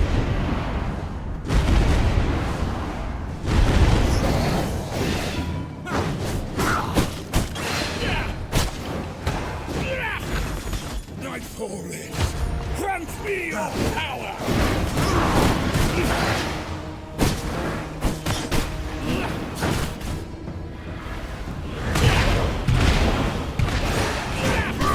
Let the dead serve the Legion of Nocturne!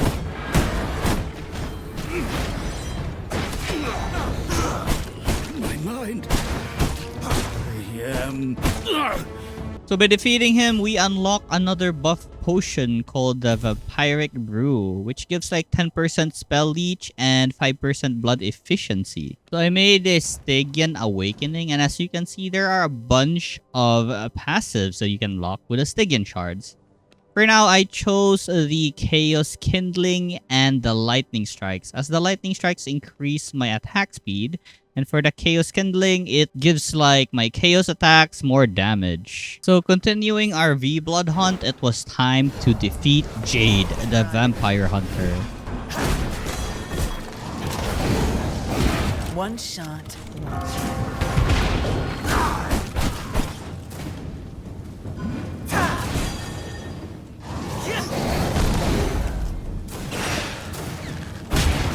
one shot, one kill.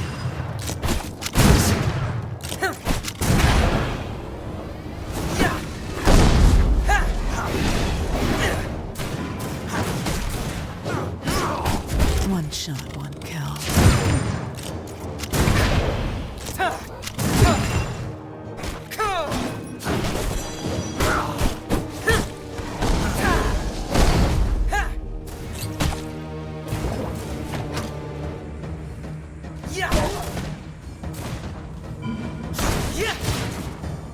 One shot, one kill. Dance for me.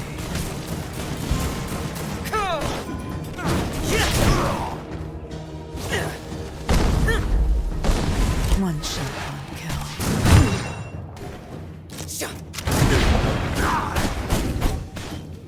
Dance for me. Dance for me.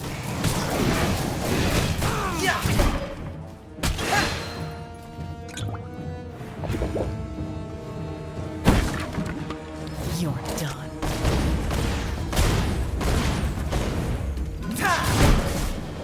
Dance for me. One shot, one kill. Dance for me. Dance for me. Good. Shoot. That dash was pretty clutch. Anyways, we have defeated Jade, and now we can make the dual pistols. Let's go. We can also make a new blood press called the Advanced Blood Press. And with this, we can make the the primal blood essence. I immediately made the iron pistols, as I really love the dual pistols in this game. And since the Rift Incursions was currently active, I went to the Ruin of Mersham to participate because I needed a bunch more shards so I can lock a bunch more passives. So after defeating like 2 waves of mobs, a random lesser blood soul will spawn in the middle. Basically, this is like a boss monster on Act 1 plus Act 2, I believe. So currently we're fighting Quincy, the Bandit King.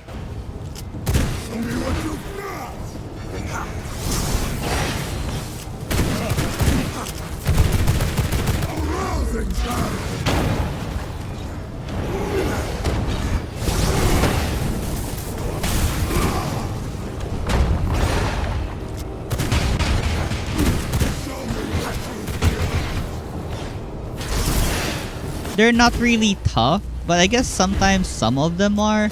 But since we already defeated them, they're not a problem. Unless it's Tristan again. I hate that guy. So by defeating a instance of a rift incursion, you can get a lot of shards plus an ancestral weapon, the blue weapons. I was looking for a pistol right here, so I'm gonna keep doing the incursion till it's over. This time it was Vincent, and as you can see, he's not really tough, or maybe because I just got stronger. But the level gap isn't really that high. He's 57 and I'm 61. But I guess I have more skills now compared to when I last fought him.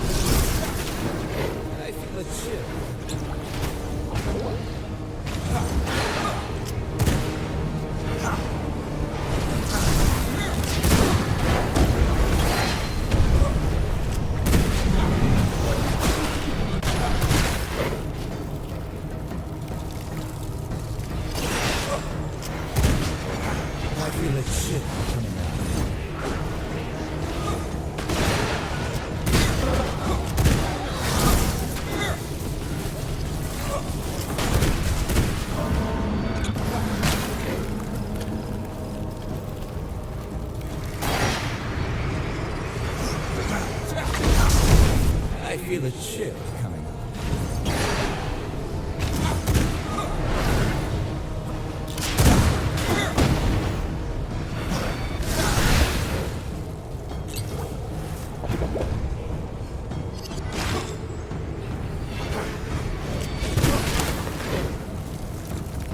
I feel a chill coming on.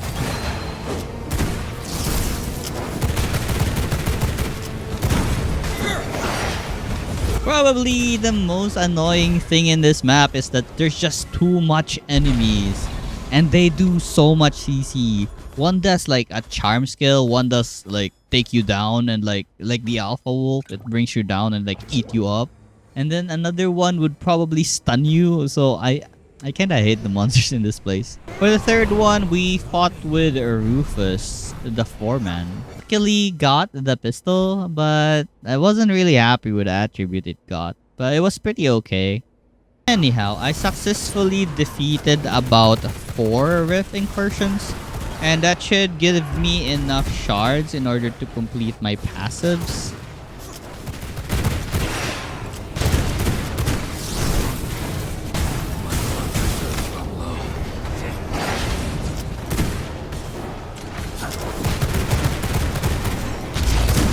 So upon returning home, I made the advanced blood press.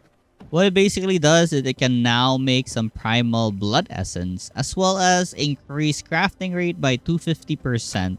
I had to remodel my second floor room as the summoning circle was too big for my alchemy room.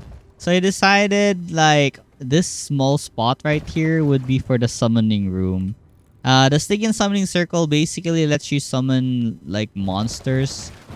So with the use of some shards, you can summon enemies where it gives you like books, medicine, gems, seeds, I guess. So these are very good to farm recipe books by using shards. Anyways, it was time to defeat the last boss of Act 2, Octavian the militia captain. As usual, since there are a lot of units here on patrol, I defeated them first before I engaged the fight with Octavian. So, let's go. Time to dust off my blade.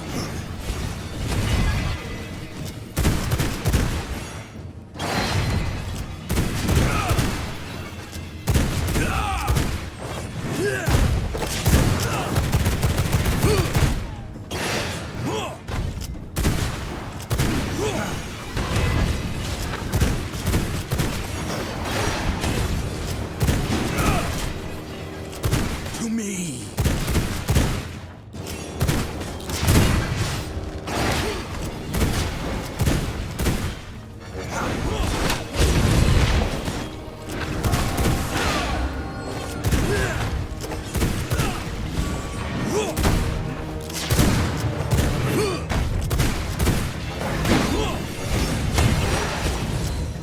an old trick.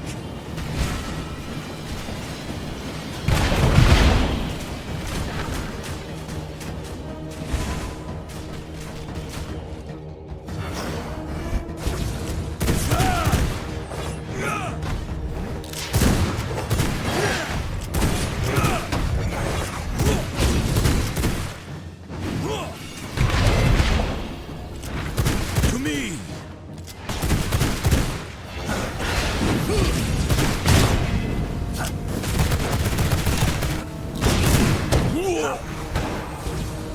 We had a good run. And with that, we have defeated Octavian. So we receive a tier 3 point on Storm Magic, as well as the recipe for the Ancestral Forge. Meaning we can repair that blue weapon now. Actually, not yet. We need to travel to Gloomrot first and defeat Ziva, the engineer. As defeating Ziva will unlock the recipe for radium alloy. And I'm not sure if this flesh golem is new at 1.0. I never saw this before in my previous playthroughs. Anyways, this is the flesh golem.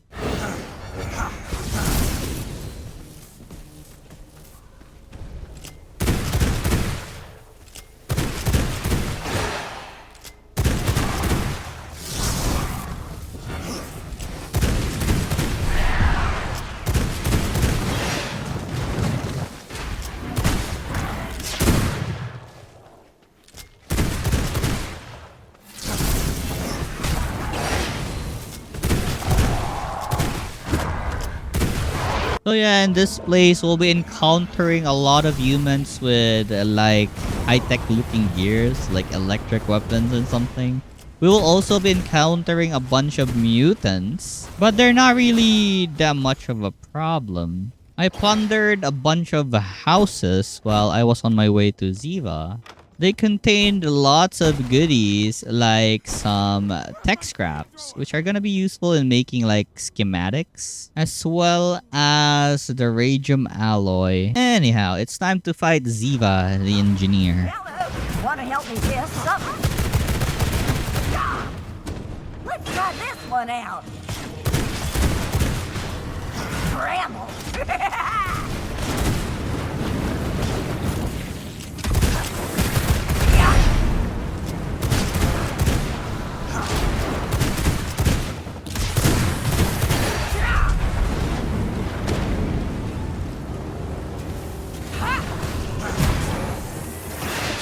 Not again!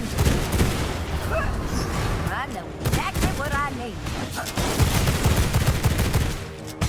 I will never get tired of this.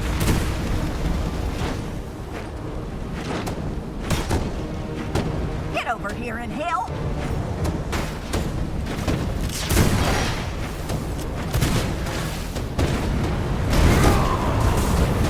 Damn it! Going down!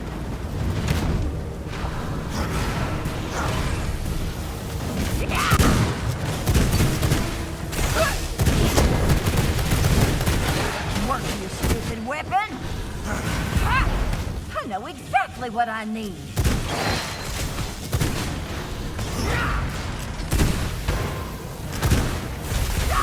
Yeehaw! I love this one!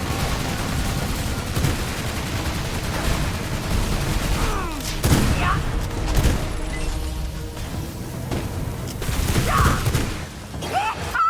I love this one!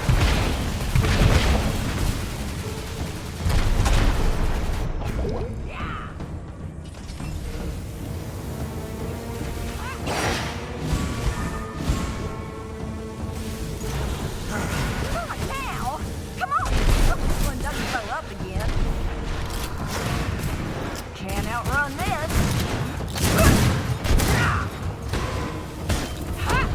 This is the part where you run.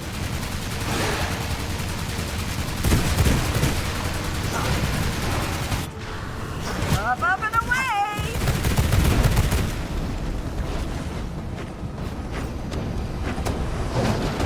Get over here and help!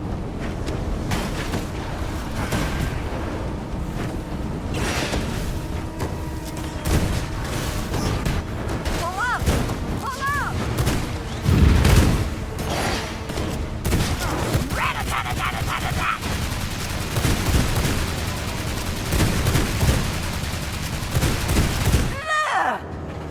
Alright, so with Ziva defeated, we unlock a station called the Fabricator. And with the Fabricator, we can make the sludge-filled canister and in turn make the radium alloy. Next, I went to this area near the lightning peak where it had like a bunch of tech scraps that looked like a ore that you can mine.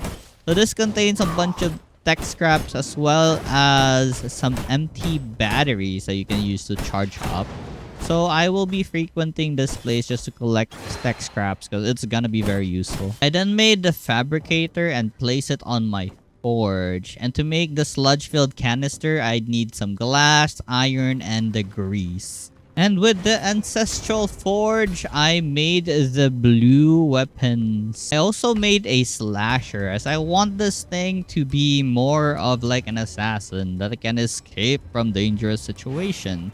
I then crafted a bunch of jewels for my skills to enhance their power.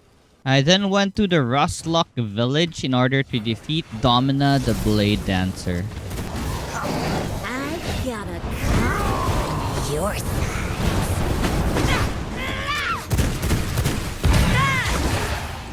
It's playtime!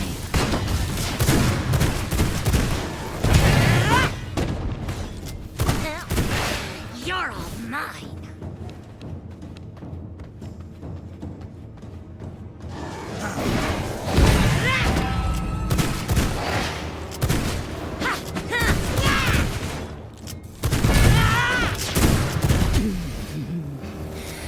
Look what you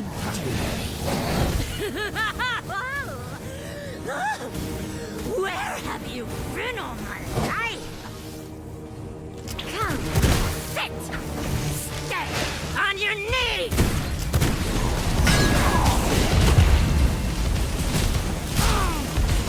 Well, I got into a really bad situation there. So I died. I almost got her this time and I think I would have killed her if only I'd noticed that there was a random rogue behind me that shot me. I died again because, well, I got distracted by the random enemies nearby. And here's the winning fight. Finally. welcome to my paradise. It's playtime!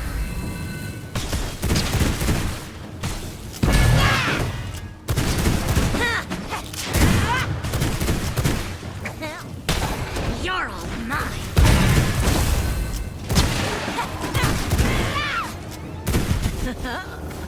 That's amusing. It hurts!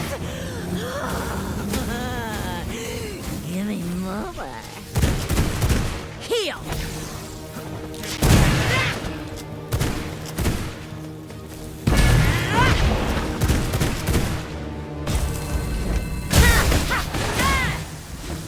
What was the safe word again?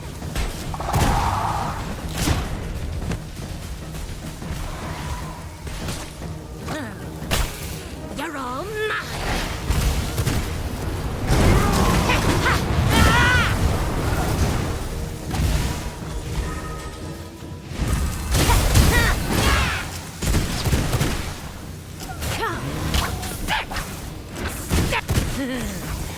I hope this hurts!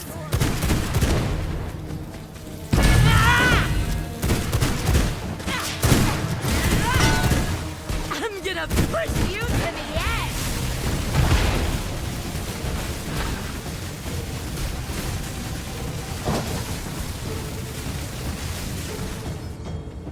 It's playtime!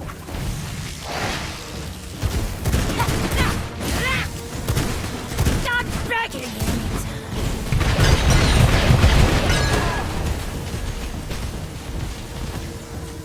Come!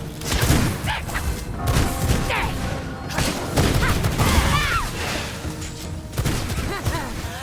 I hope this... Defeating her unlocked the advanced grinder as well as the teleporters and the whip. So before going home, I wanted to defeat Angram the Purifier. He was pretty close by from Rustlock village, so why not?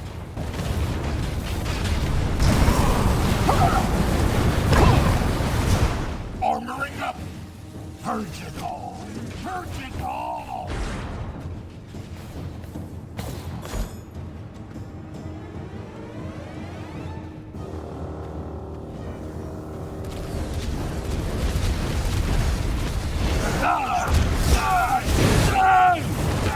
Dark, corrosive insects, delicious.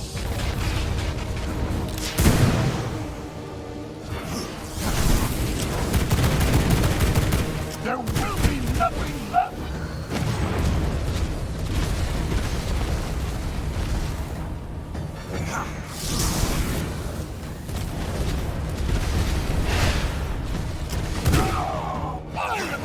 There will be nothing left.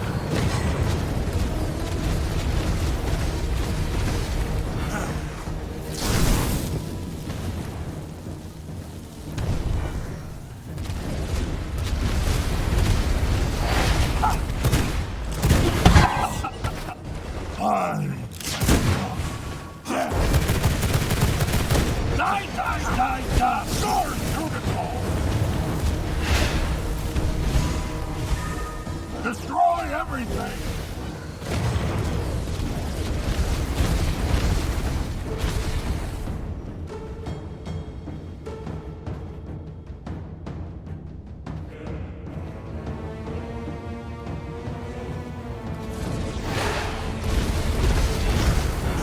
Devastation! Extermination! Welcome to the apocalypse!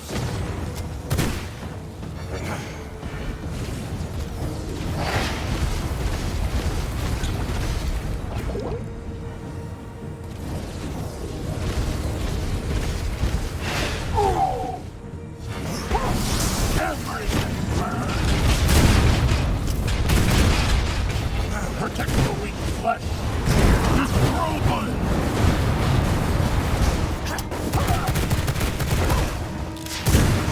There will be nothing left! Scums! Alright, with Angram dead, we can now make the Dawnthorn Regalia. But the problem is we haven't really unlocked the materials to make it. So we'll be needing to defeat 2 V-Bloods first, Ben the Old Wanderer, so we can make the leather, and then Ongora, the Spider Queen, to make the silk, which are the requirements to make the Dawnthorn armor set. So for now, I journeyed through the Cursed Forest so I can unlock the Waygate. So when I said Ben the Old Wanderer was our first target, it's because Ben the Wanderer would give us a recipe to make a cape that would prevent the forest from cursing us. Because the Curse of the Forest makes it so that we cannot see the map and we cannot see the place clearly. So the only way out here after killing Ben would be to go to my waypoint. As you can see, I already marked it at the waygate. So if ever we're done here, we can just run through the waypoint, make the cape, and come back for Ongora. I'm a leaf on the wind.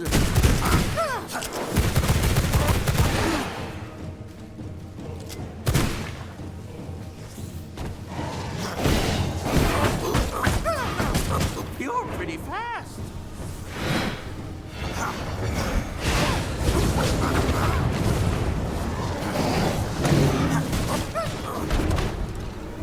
What's silly?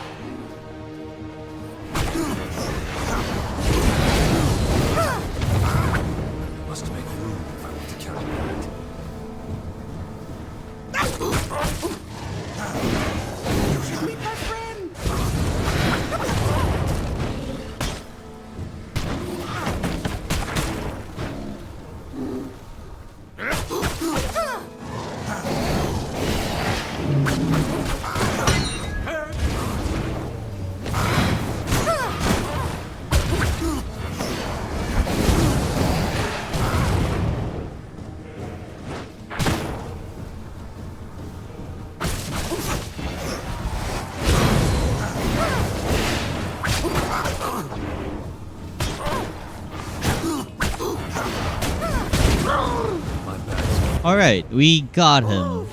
So I went home and I totally forgot that I unlocked this thing called the Irradiant Gruel. What it does is there's a chance that you can increase the blood quality of a prisoner by 1 to 2%, but there's like a chance that they will turn into a mutant. So I risked this chance because I wanted 100% scholar, and well, it failed. I'm so sad. I had to say goodbye to our 98% scholar. It's so sad. Anyways, I made the Shroud of the Forest. Now we can avoid the curse of the forest so we can see the map clearly. Alright, so I went to the spider cave to collect a bunch of silkworms so we can process them to silk. I killed like so many spider inside this place. They weren't a problem because I had like 2 great AoE skill that would like demolish everything on my way. And once we reached the end of the cave, Ongora the Spider Queen was waiting for us to battle.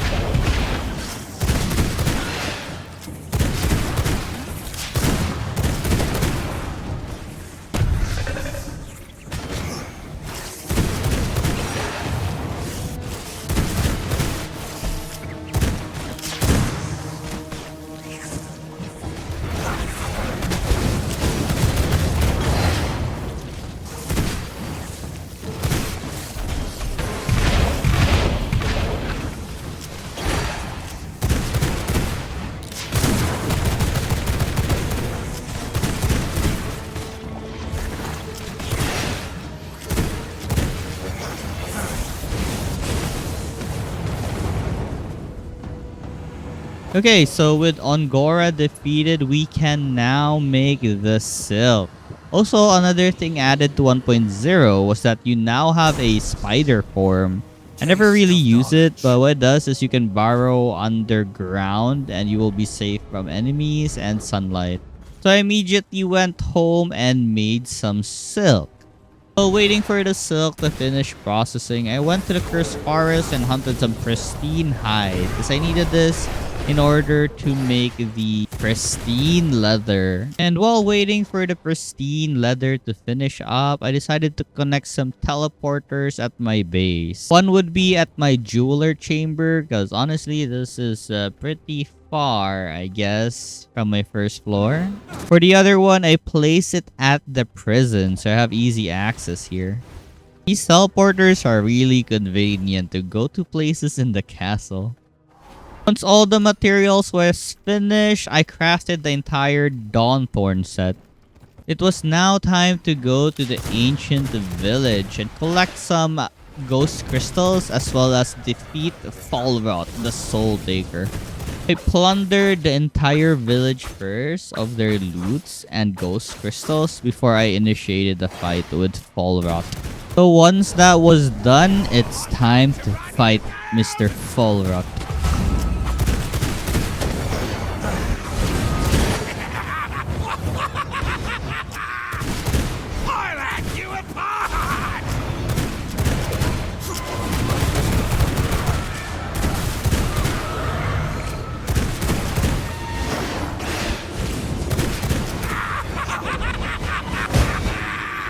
Time to take a ride!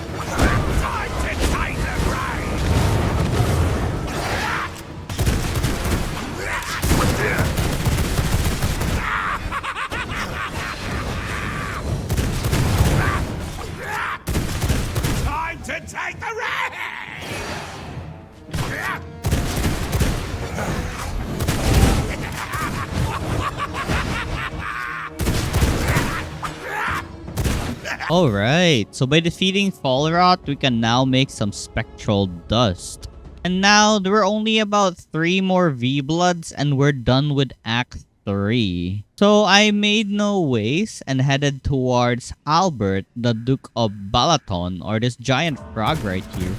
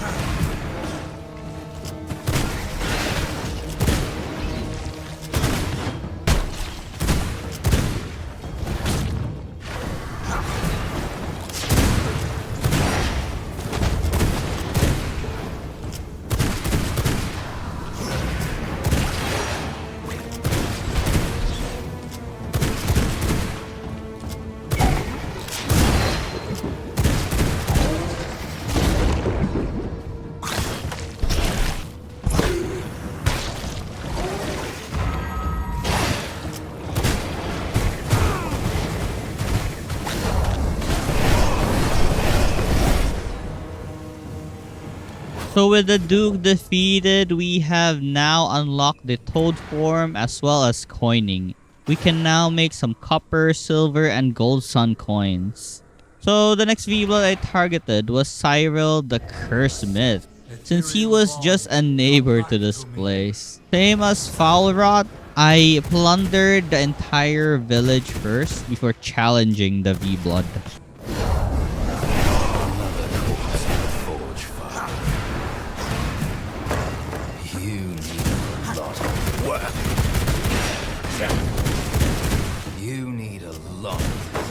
Will you bend like steel or break?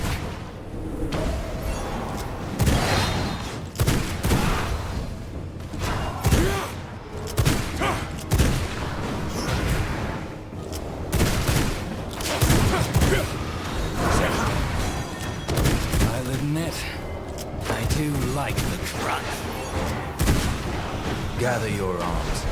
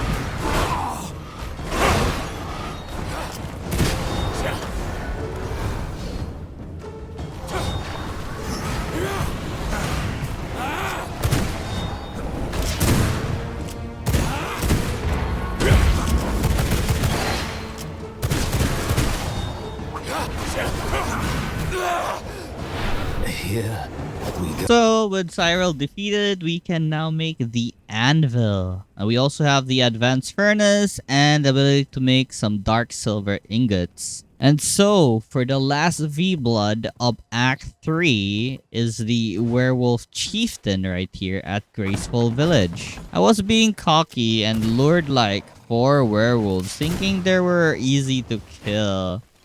I was totally mistaken, as the moment I engaged with them, my HP just, turned to 0. Oh my god. And ultimately, I died. Anyways, after clearing the village with all the werewolves, I initiated the fight with the werewolf chief.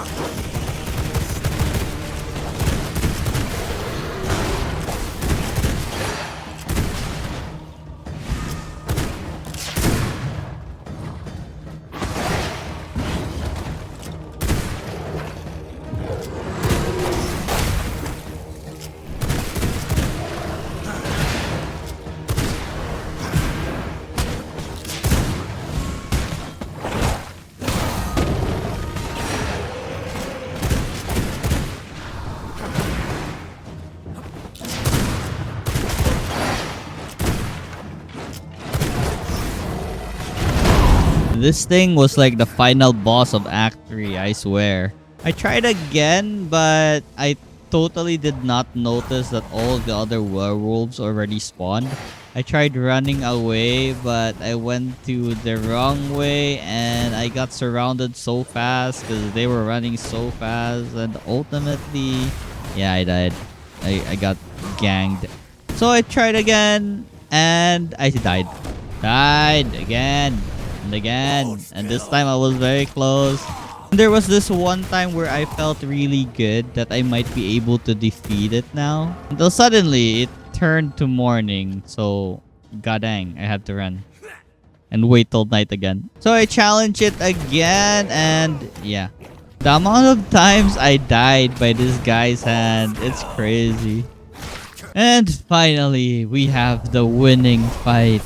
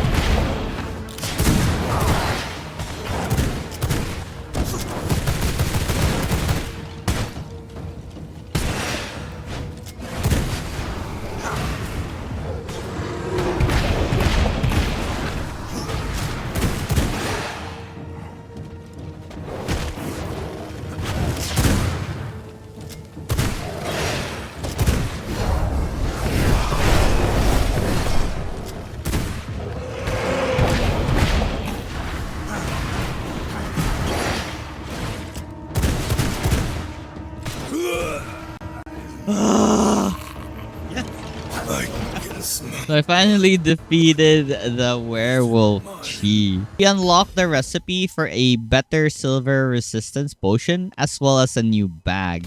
It was now time for Act 4 and to Silverlight we go.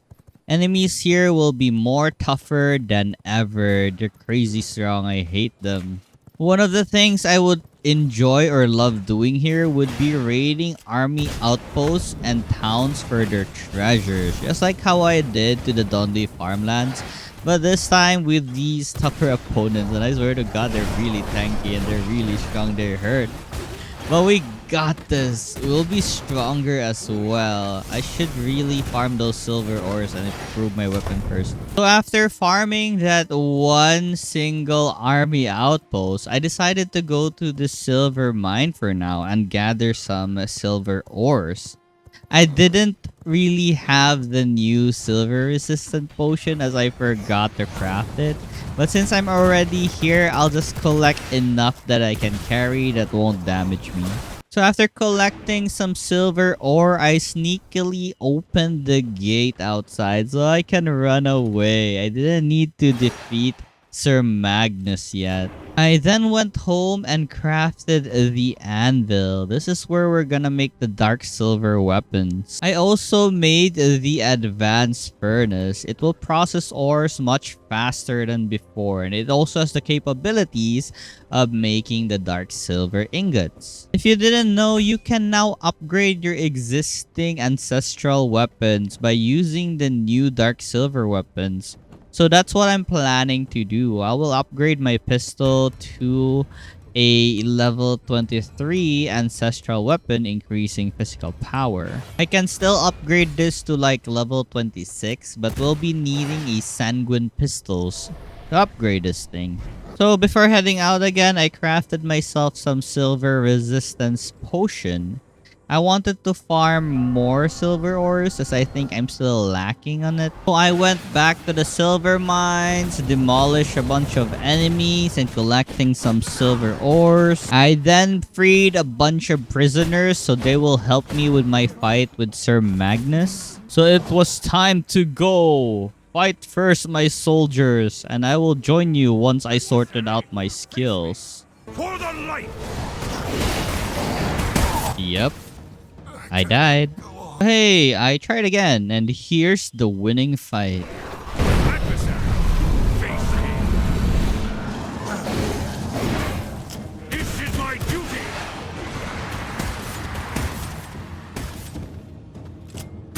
On guard!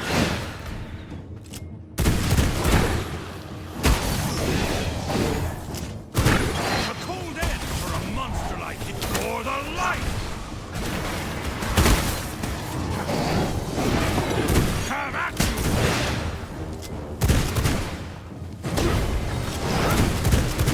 I like to kill.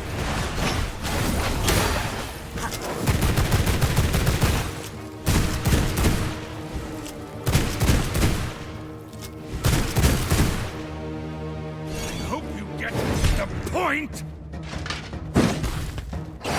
You will fall by my hand! A cold end for a monster like you! On guard!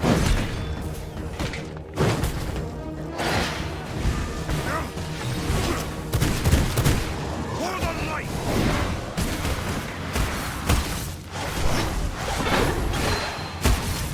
Taste my silver! Cat! Watch your step!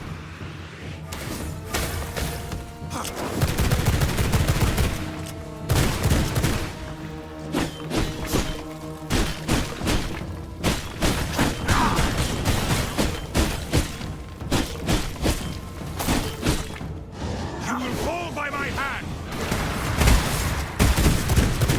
Taste my steel! Do you like snow cones?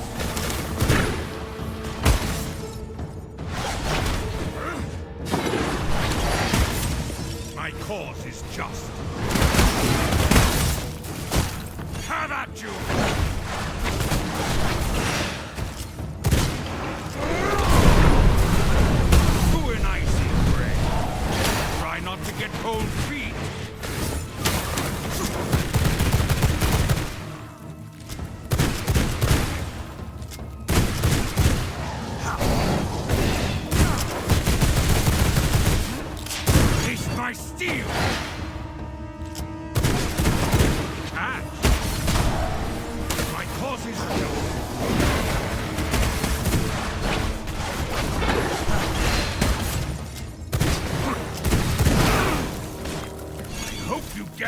the point?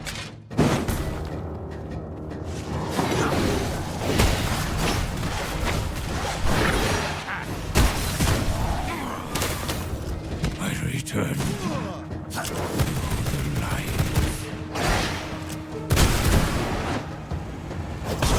That was honestly a clutch. I could have died anytime. Oh my god. Anyways, we killed Sir Magnus. With that, we have unlocked the Phantom's Veil, having more HP and resistance than our current cape. I went out and collected a bunch more tech scraps.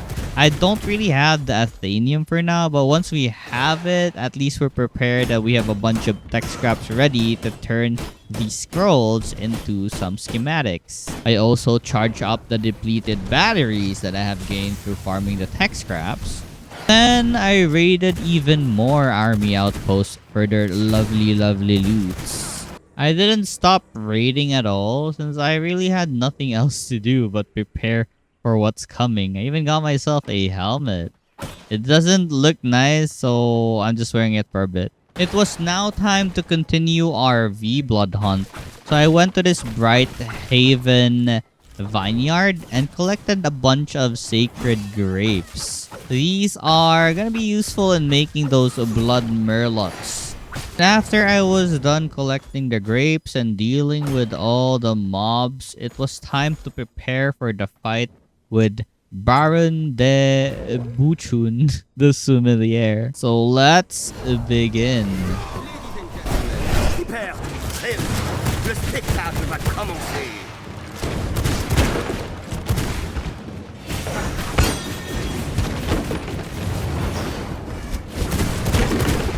En garde! Oh, garde! I actually had to run away because it was very unfortunate that I couldn't fight back with those freaking barrels. And when trying again, I actually got flattened and died.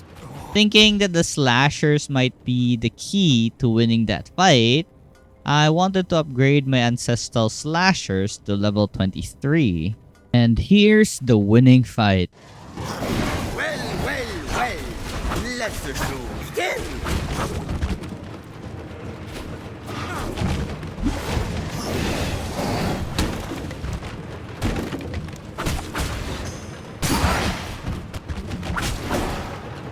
Don't wash the mouth, wash the hands. How's this for a flavor? Just you. This is your last. How's this for flavor? Come, embarrass yourself. Ha ha ha! Oh, yeah!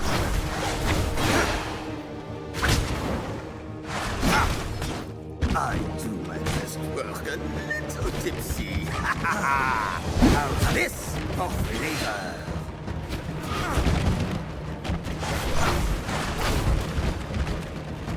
Have a taste. Like this.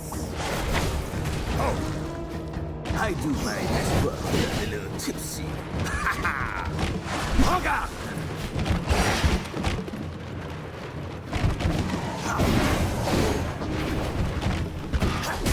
Try this. Have a taste. Aha! Try the wine. How's this for flavor? Ha ha! Let's dance. How's this for flavor?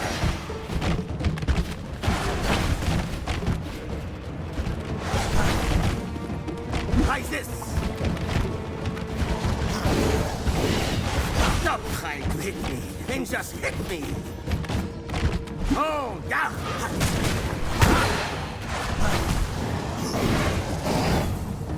Have a taste. Ha! I do my best work a little tips. Have a taste. Stop trying to hit me and just hit me. En garde! Ah! It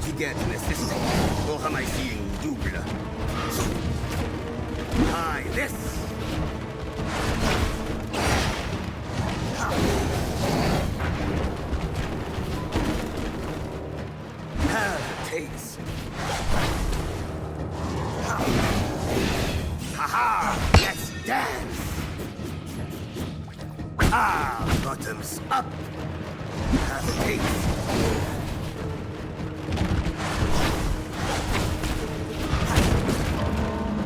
Come, embarrass yourself! Ha-ha-ha! En garde! Ha!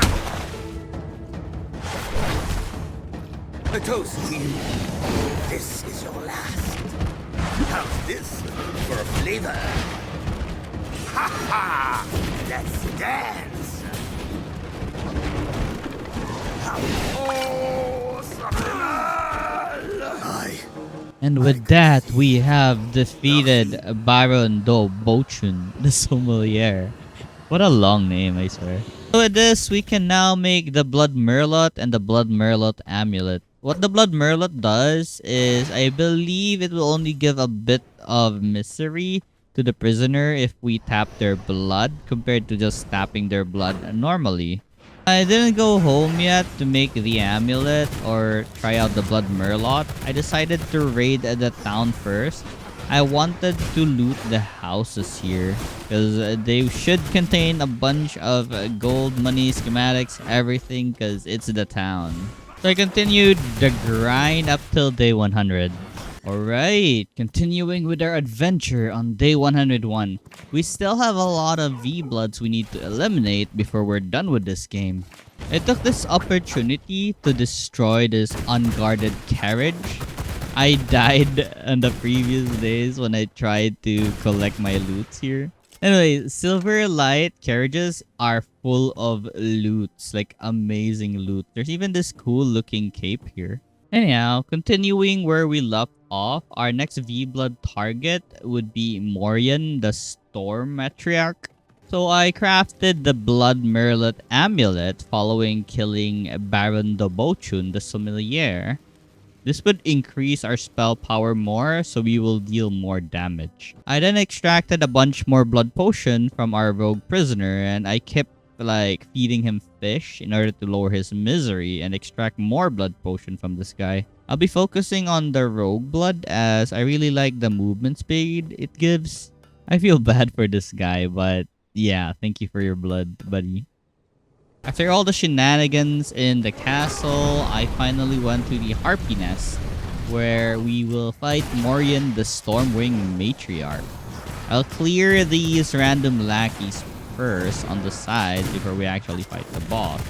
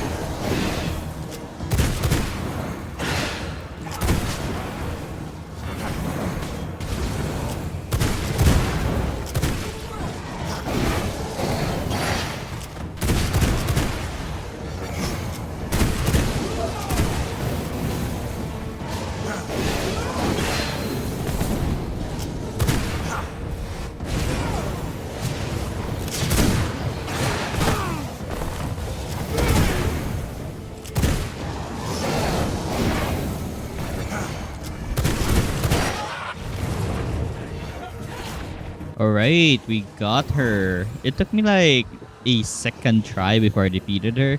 Because when I fought her for the first time, it suddenly turned into morning, so I had to run away. I didn't waste any time, and I didn't really have any other upgrades. Currently, I have the best gear at the current level, I guess. It was time to defeat the elementalist Merwin now. I am the fire will cleanse our dark, beginning with you!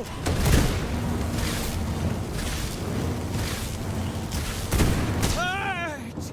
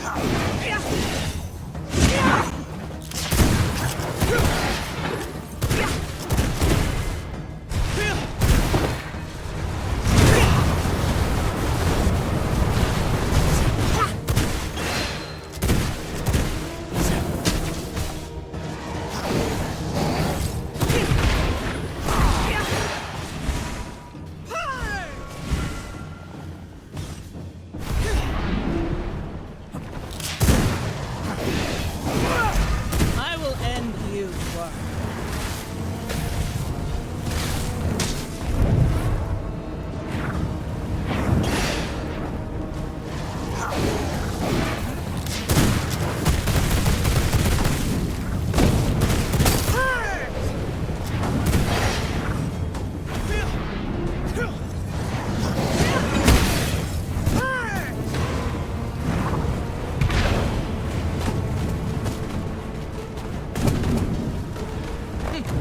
I will end you, work.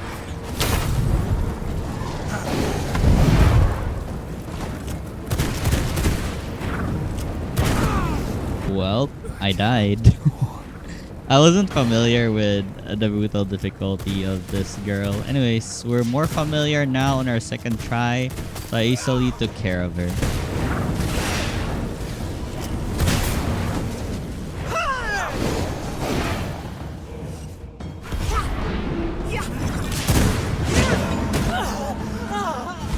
And we won. Let's go. So, before our next V-Blood, which is Henry Blackbrew, the doctor, and we would unlock the Athenium. I'm not sure if I'm pronouncing it right. Anyways, we can research new recipes once we defeat that doctor. So for now, I decided to farm a bunch of army outposts because I would be needing more schematics.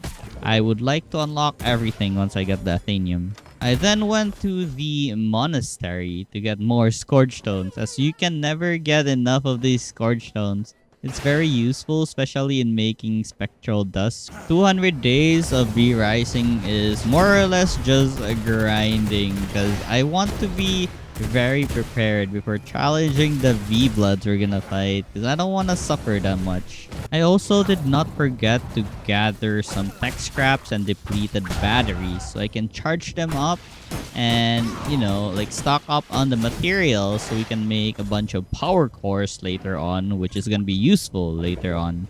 So after grinding for a few days, it was finally time to fight Henry Blackbrew, since I think I have depleted the farming areas by now. And by defeating him, it should have refreshed already. I always go in blind on the first fight, so I make so many mistakes.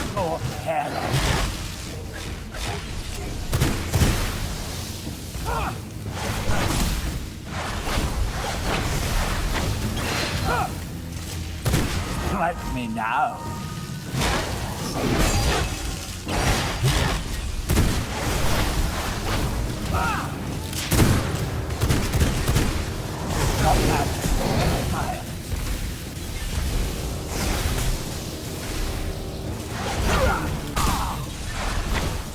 At your peril. I had to run away on this first attempt as I wasn't really that prepared. At the very least, now I know what he can do. And here's the winning fight, or is the second attempt. Strike me now.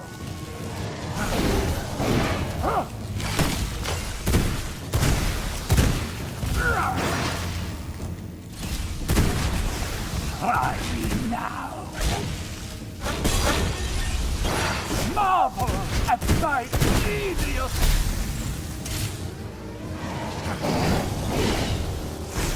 Try me now.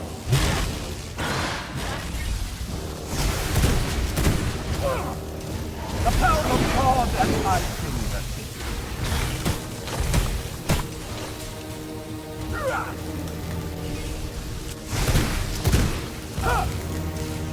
Behold, the fruits of science!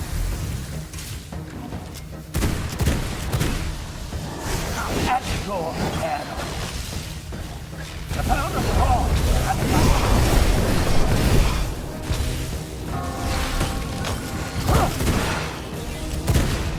at your peril.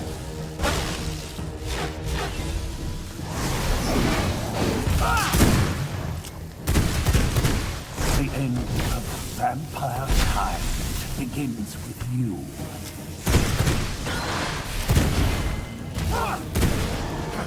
Let me now.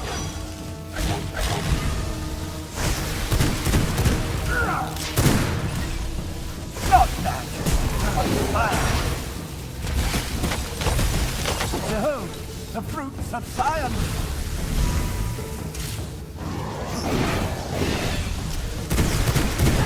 Don't touch me, vampire insect!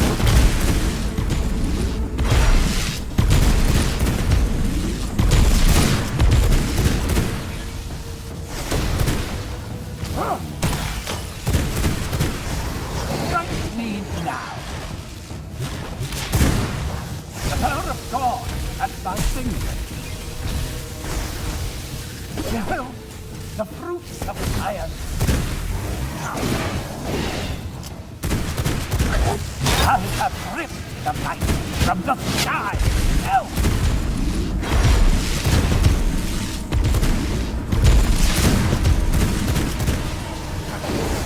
Try me now. The power of God at my fingertips.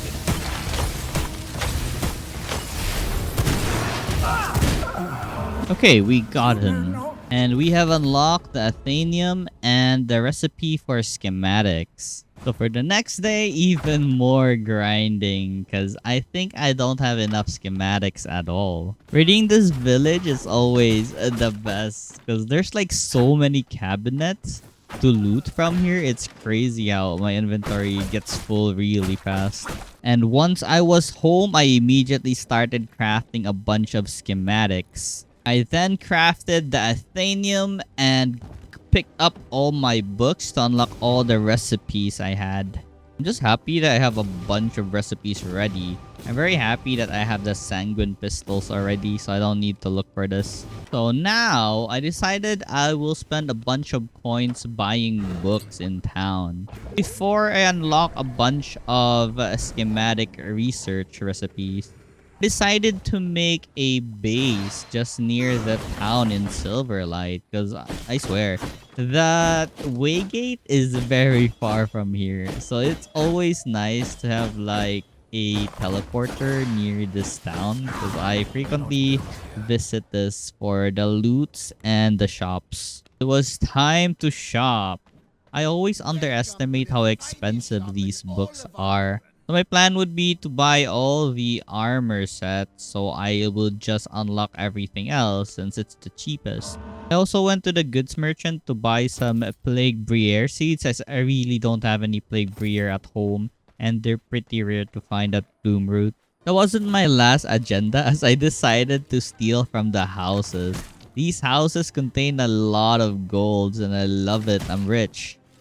And so with the extra coins I've stolen, I bought even more recipe books. Now, look at my Athenium. Look at all the recipes I have. So satisfying to see this thing fill up. Now look at all my schematics. And look at everything we've unlocked so far. Hell yeah. Looking at all the armor set, I decided to go for the Shadow Moon set. As I really like the movement speed, it would help me a lot to dodge enemy attacks.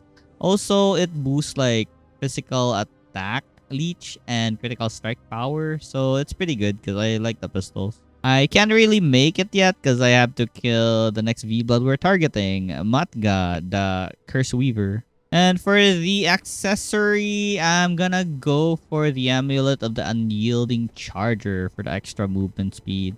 And yeah, like the armor set, we can't craft this yet because we don't have the recipe for the power core yet. So we finally have an upgrade to our brew of ferocity and the enchanted brew. We now have a potion of rage and witch potion, which adds 6 attack power and 6 spell power. So this was a really good upgrade on our part. We will have more damage now. And because I know we'll need a lot of power cores later on, I decided to go to the Lightning Peaks. I hate this place so much. But we needed to come here because we need to charge some batteries because it is required to make the power core. And then it was finally time to fight Matka, the Curse Weaver, so we can have a new armor set. So I died on my very first attempt on this. But on our second try, we emerged victorious. So here's the winning fight.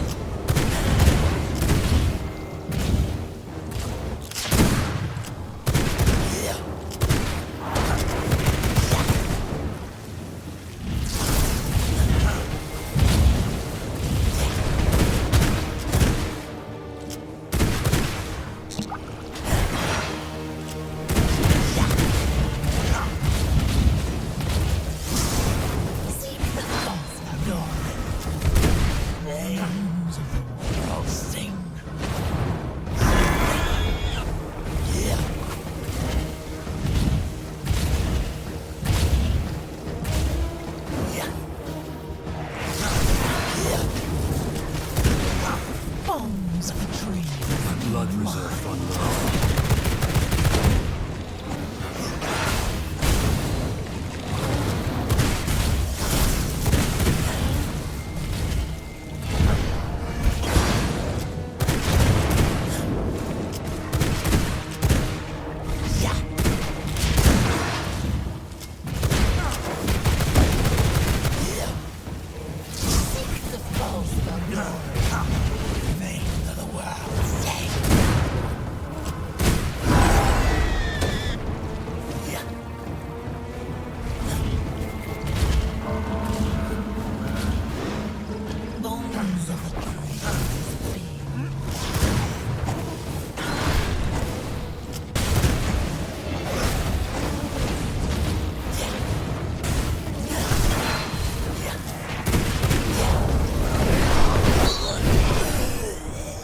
Alright, we got him. Now we can make some ghost yarns. Also unlock the advanced loom. So upon returning home, I made the advanced loom because I really wanted those armor upgrades because I'm pretty scared of the next V-Bloods we need to face. I had to go on a quick trip at the Cursed Forest as I didn't really have a lot of ghost rooms. And once everything was ready, I crafted the entire Shadow Moon set and did a little bit of styling to fit my taste. So the only upgrade remaining was the accessories. So I headed to Voltasia, the Power Master, so we can unlock the recipe for the power core. It took me my second try before I actually defeated this guy.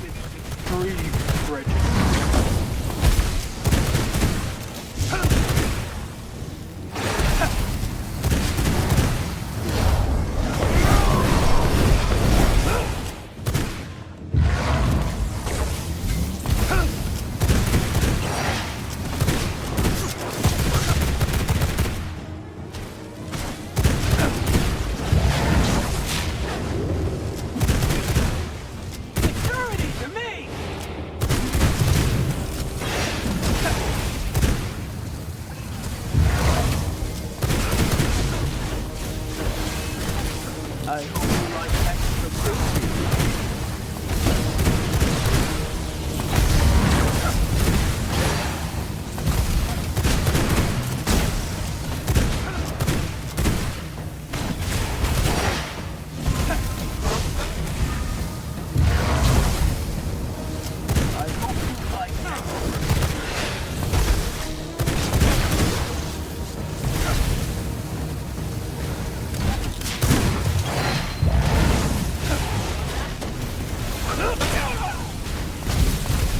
A shocking conclusion.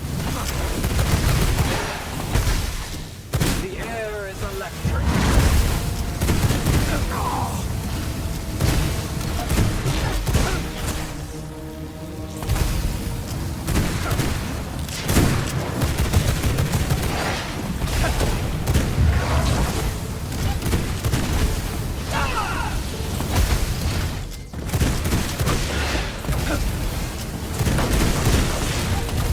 The air is electric.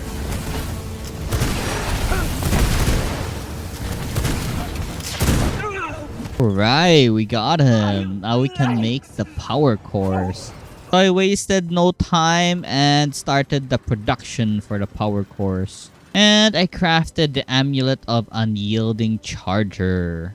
I wanted to go back to the original weapon I was using from the start, axes. So I went to the ruins of Mortium and went to the merchant to buy an ancestral axe. The stats weren't really that great, but I didn't really have any extra shards anymore, so this would do. So I forged the axe and upgraded it to level 23. Afterwards, I made my way to Azariel, the Sunbringer. I already crafted a better holy resistance potion. So it was now time to defeat this guy and unlock gold, so we can make sanguine weapons and finally improve our current weapons to level 26. There's some things about these priest bosses. They're not really that hard to kill, like the other one at Dunley Monastery. You can still surrender.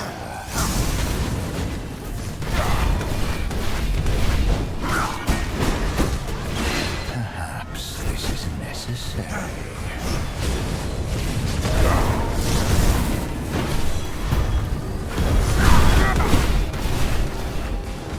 Witness the power of faith. You can still surrender.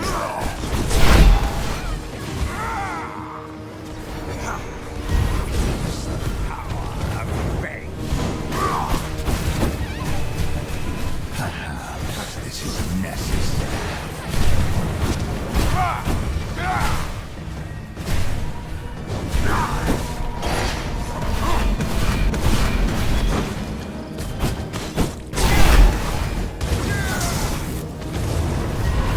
Witness the power of faith. Perhaps this is necessary.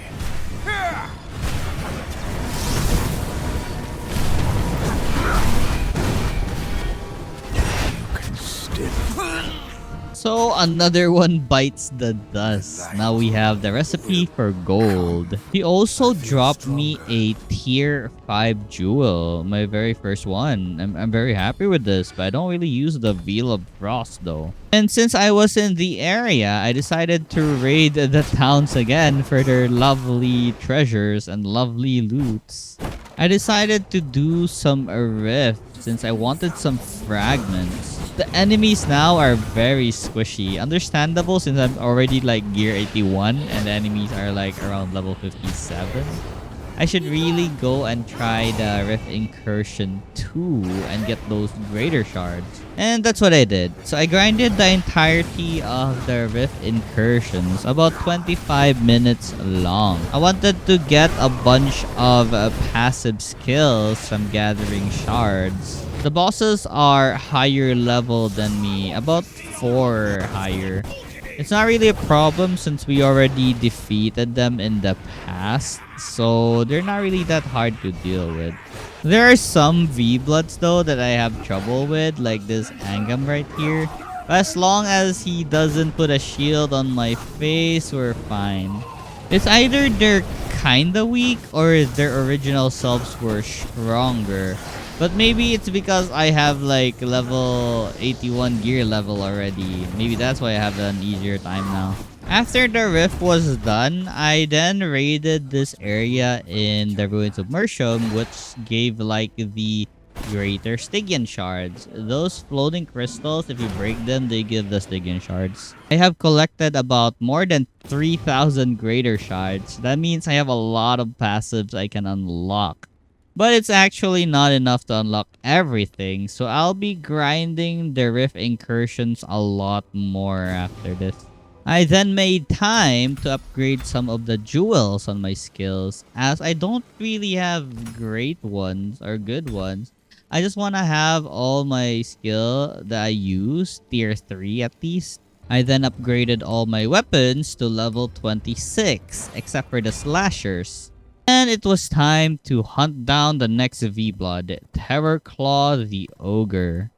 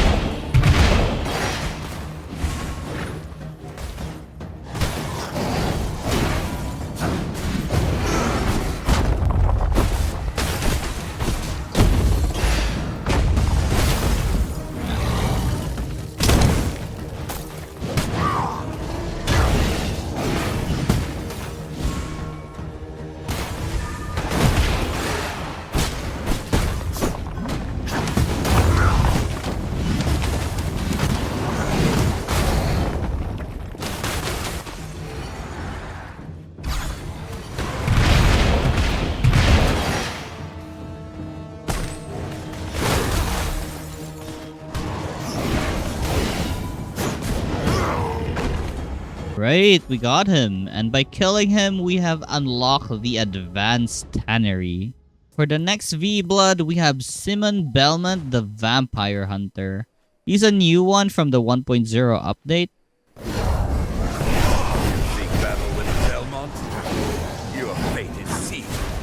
My dagger strike true!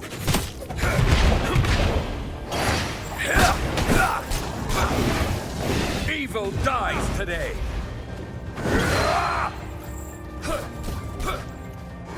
You cannot penetrate my defenses.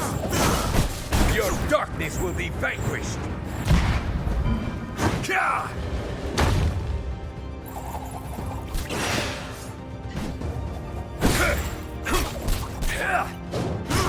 It's the precision of a Belmont blade! By the name Belmont, embrace the flames, foul creature! Prepare for your end!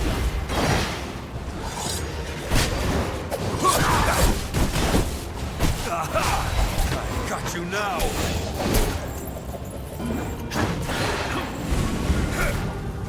Vampire! Your end is near!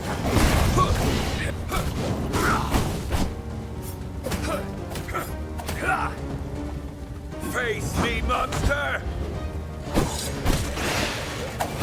Your darkness will crumble before me!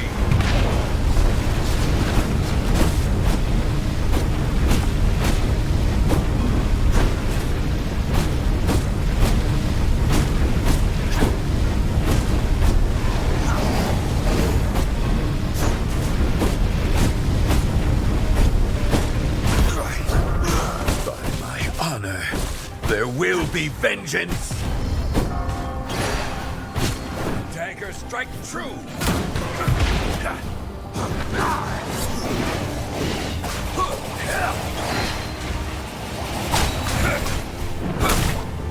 This whip captures the wicked. Night trembles under a Belmont's might. Ancestors guide my axe.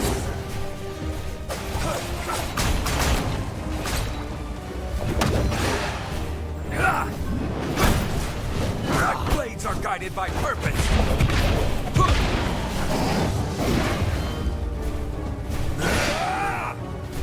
Behold, my blessed blades.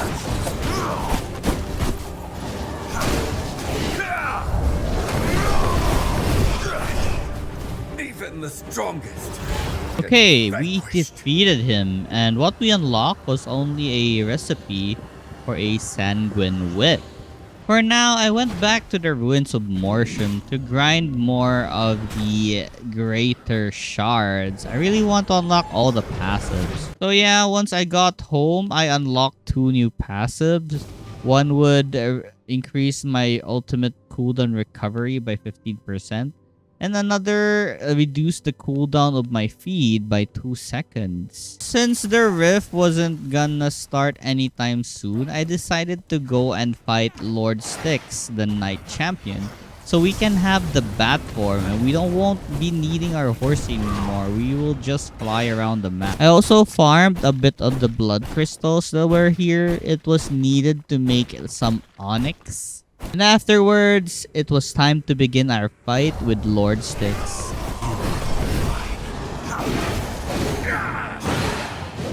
This is blood mastery.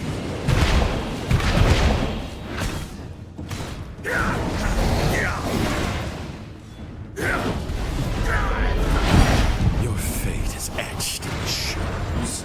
I fight for the will of Nocturne.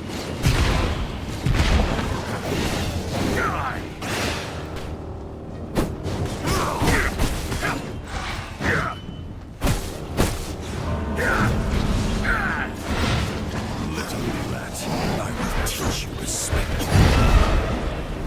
I fight for the will of Nocturne. This is your end.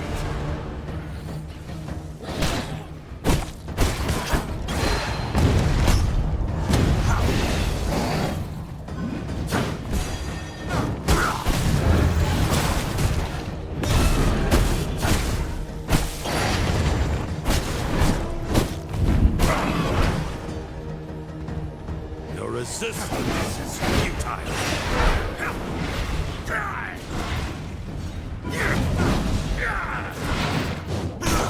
Bow to the everlasting night. Your fate is etched in the shadows. Witness the power of a real vampire.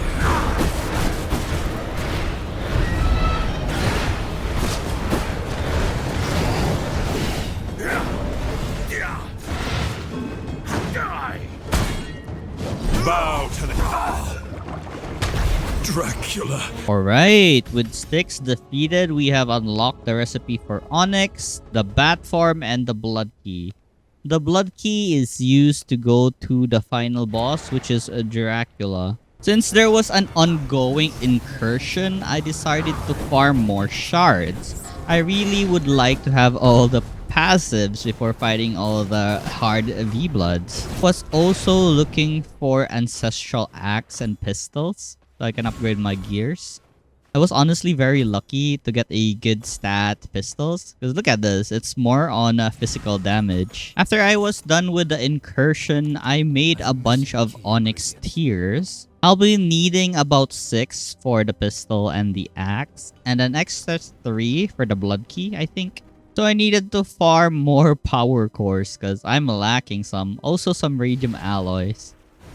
For the passives, I just unlocked whatever I could. The very good ones that would benefit my fighting style right now. There's only like 3 more left and I would have unlocked all my passives. So I continued my grind at the ruins of Mortium to get more shards. And after farming all of those crystals, I went ahead and fought Gore Crusher, the behemoth. I honestly didn't like where we're fighting. I wish I could just fight him where his lair is. It's way easier and spacious there. And there shouldn't be any monsters. So yeah, I disengage and wait for him to go back to his lair.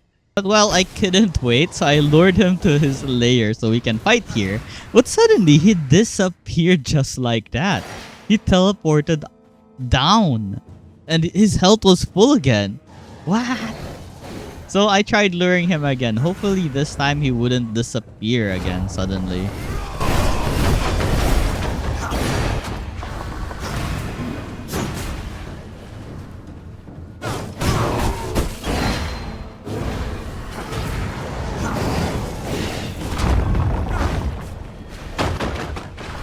But well, it happened again. I hate it. Why? Just why? Anyways, he was going back to the lair now, but I realized I didn't have potion buffs, so I had to go home first. And once I was buffed up, it was finally time to engage in battle. So having the bat farm made it more convenient for me to return home and come back to fight Gore Crusher.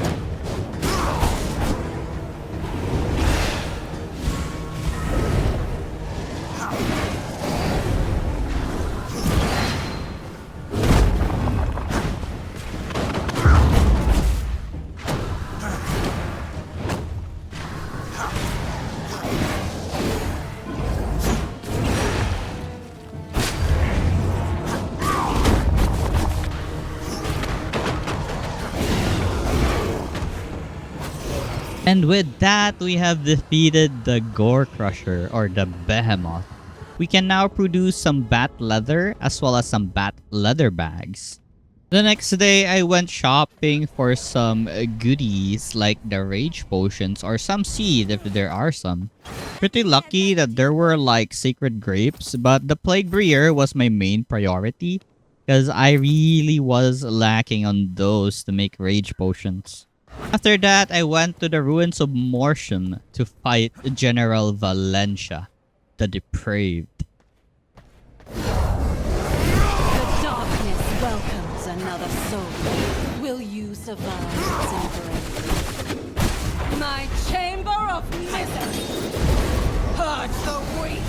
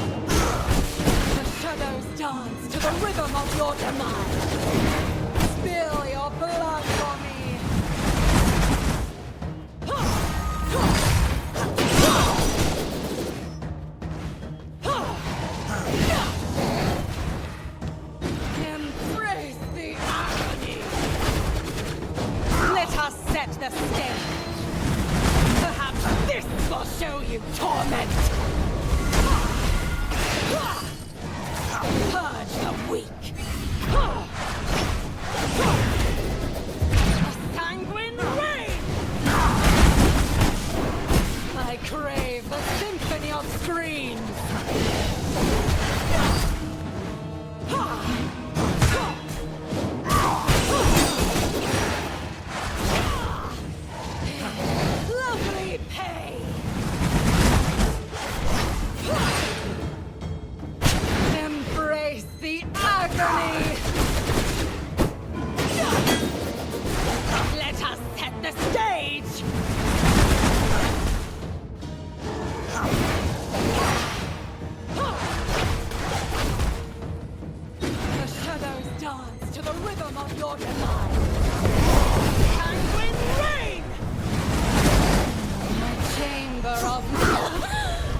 Alright, so Valencia has been defeated. Now we can make tier 4 gems. That's gonna be crazy. As well as some shadow weave. Those materials along with the bat leather will be needed to make the Dracula gears. So the next enemies we're gonna fight, or the next V-Bloods, are the big 4 that drops like a soul shard. And these guys are not gonna be easy, because these guys are one of the hardest enemies to fight. Anyhow, the grind for the shards continues, because I really need the freaking level 30 axe, as well as to complete all my passives. And to buy the axe, it's about 1,500 greater shards. So we need to farm a lot. And pray to the RNG gods that the stats are great. Upon arriving at my castle, I made myself the advanced tannery so I can start making the bat leather. I then crafted the Eye of Twilight so I can see where the shards are at. So as you can see, we can see all the 4 shards. Up, down, left, right.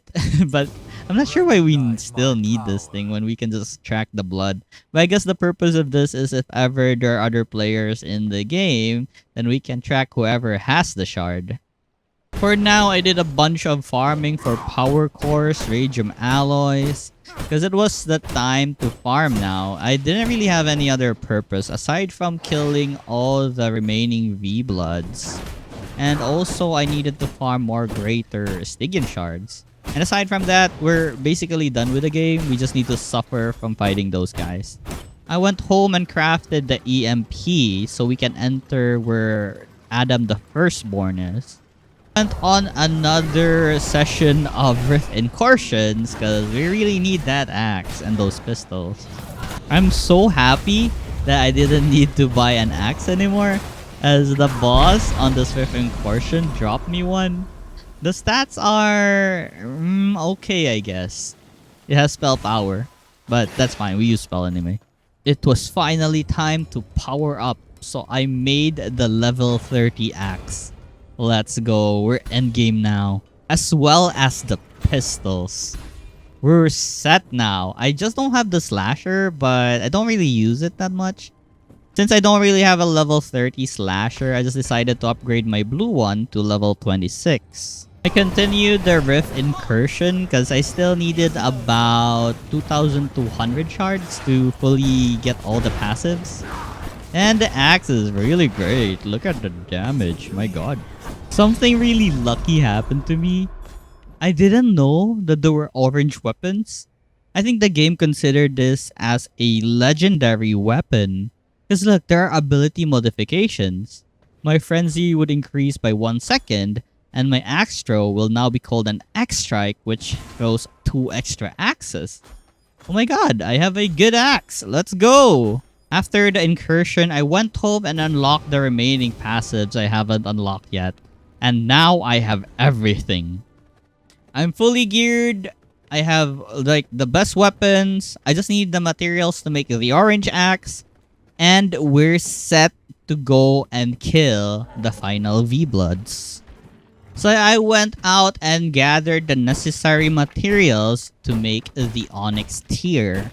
I'm both excited and not to face the remaining V-Bloods. I'm not sure how they buff them up on brutal difficulty, but hopefully it's not that hard. And once I got all the materials, it was now time to make the Red Twins. Testing out the skill, just look at this axe throw. God dang, look at the amount of axes. It looks so strong. I can't wait to use this. And so with all that preparation, it was now time to fight Solaris, the Immaculate.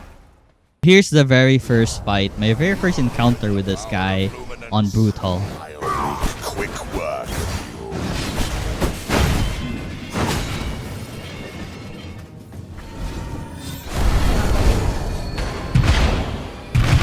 This is Luminance!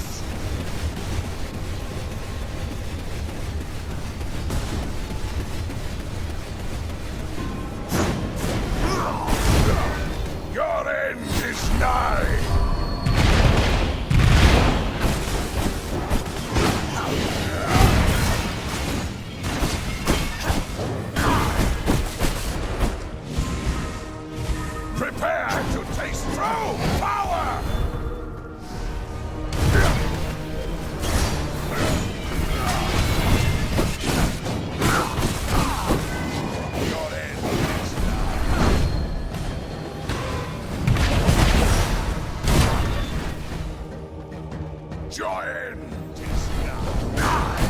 I'd say it was a nice try, and I really hate the angel, not gonna lie. So yeah, I continued trying this fight again and again and again and again and again. I was losing my sanity. Each time I tried, I died. I tried to change something, I still died. I learned his pattern, I still died. It was just so difficult. Maybe because there were two of them, the angel and Solaris. And once I entered like the third stage, it's like, yes, a new attack pattern again. So I need to learn that too. So I'm just going crazy with this freaking fight. I kept dying and dying and dying. I was so frustrated. But I never gave up. I will never give up. I will beat this game. There's just 4 more V-Bloods remaining. I will never surrender. I will defeat this guy. I get closer and closer to killing him each time I die. So that's the only hope I'm clinging to right now. Until finally, we have the winning fight. Nation, I'll slay you all!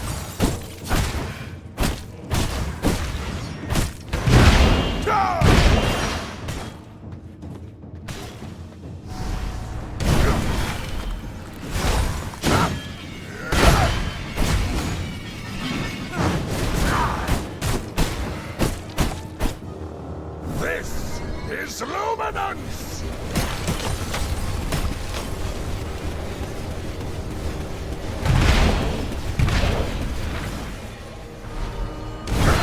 Join is nigh.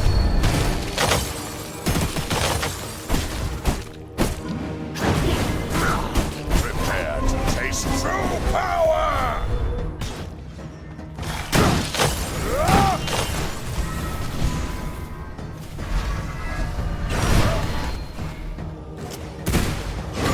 Your end is nigh.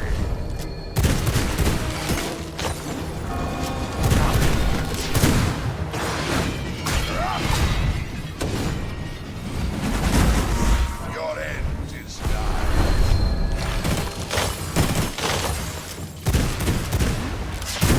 This is Luminance!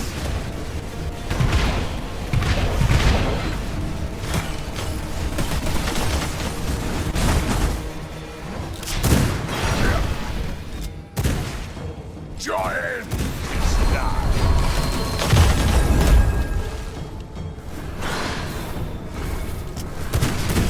This is my purpose!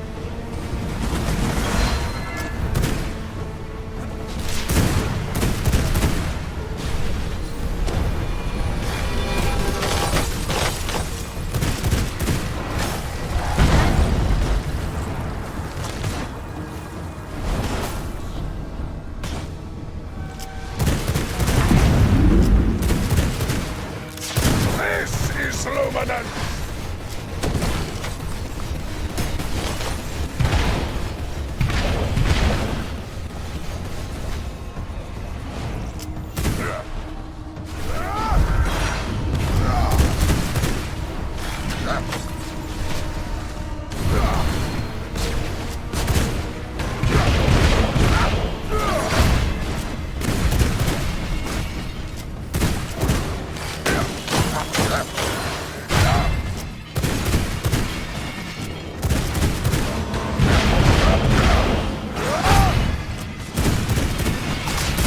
Screw you, bitch! Oh wait, he's what?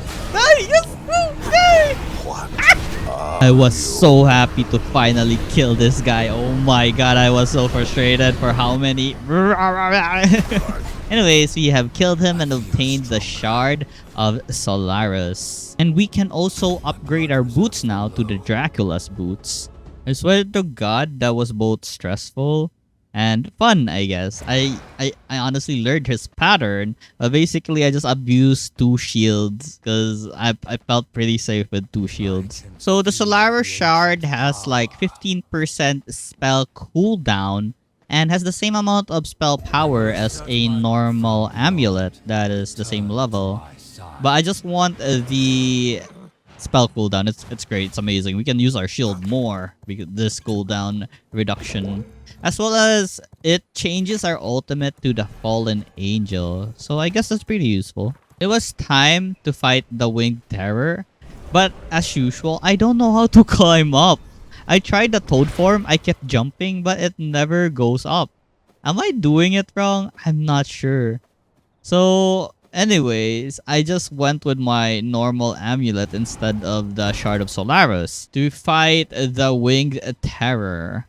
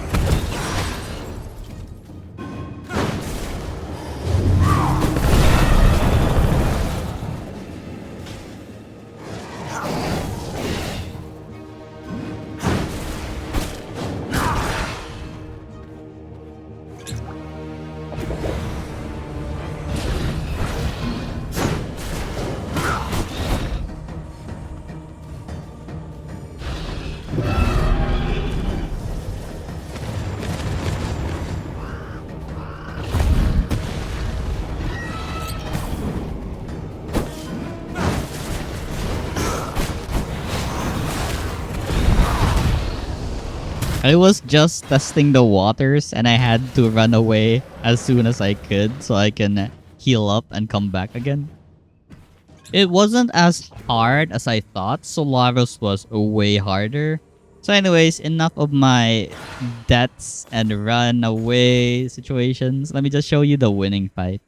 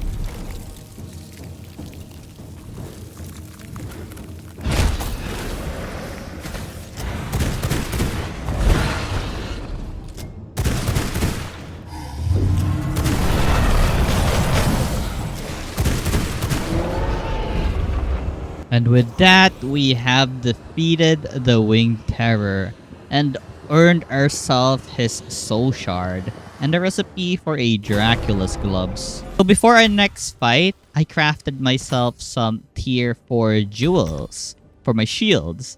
I didn't really care what stat it had. As long as it was tier 4, I was satisfied. It was now time to knock on Adam's door as we will come and defeat him. So here's our first and blind fight with Adam. At last, I will make this world my own.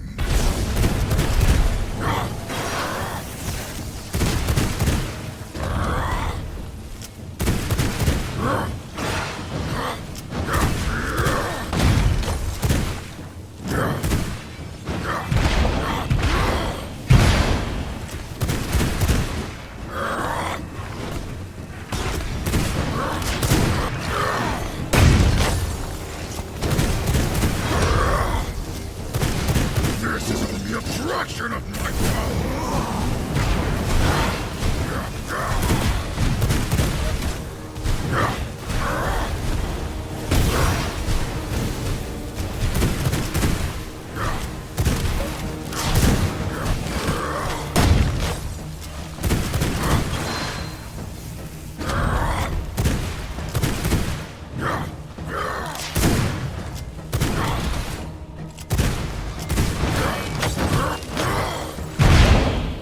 As lightning obeys my command, you should too.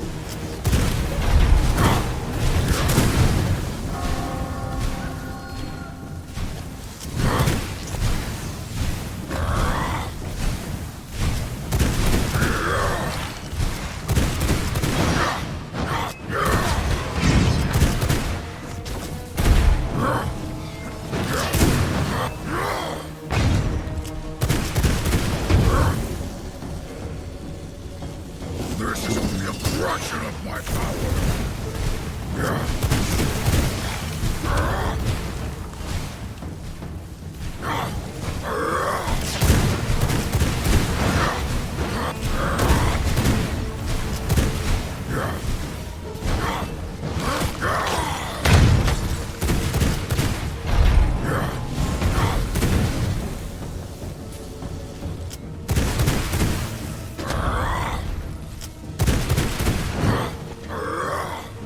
The lightning obeys my command. You should too.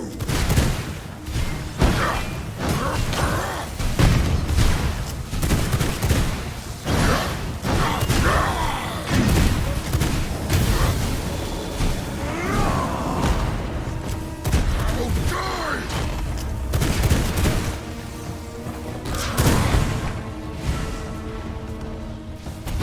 Be squashed, insect. This is only a fraction of my power. Away from me, worm.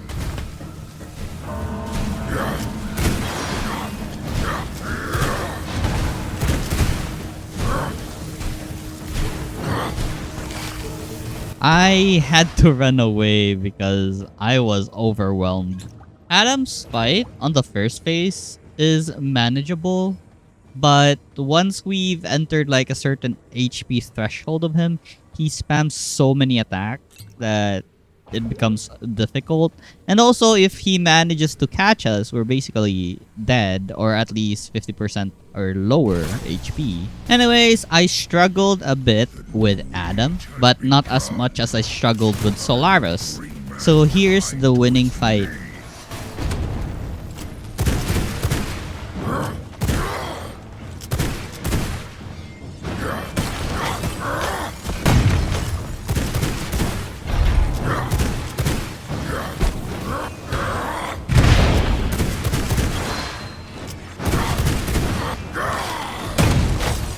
As lightning obeys my command, you should too.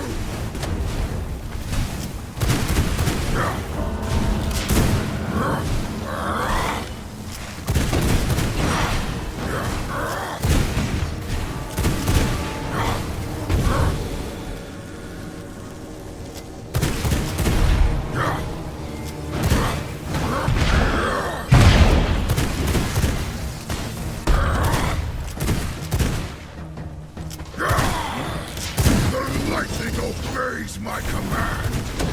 You now die!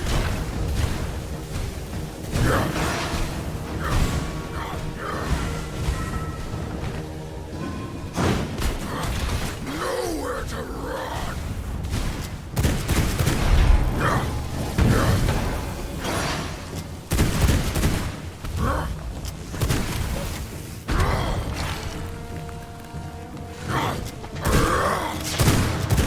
This is only a fraction of my power. Nowhere to run!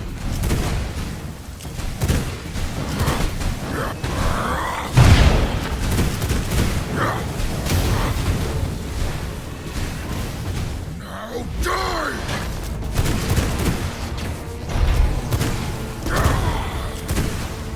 Behold the might of Adam!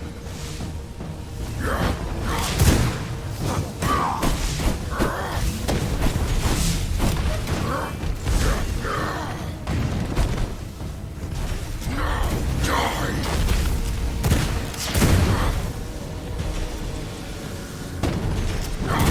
This is only a fraction of my power!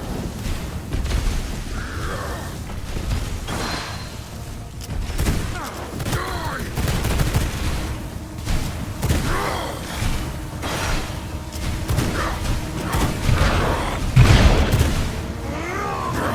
Nowhere to run!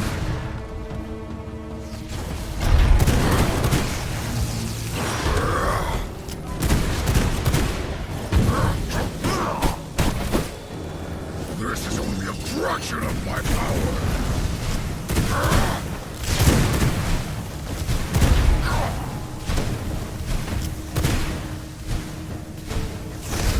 Feel my power rising!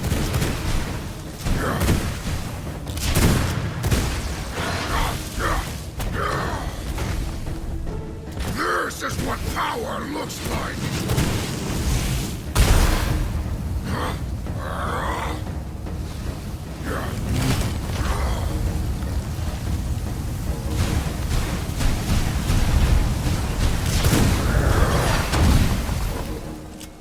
I am a force of nature!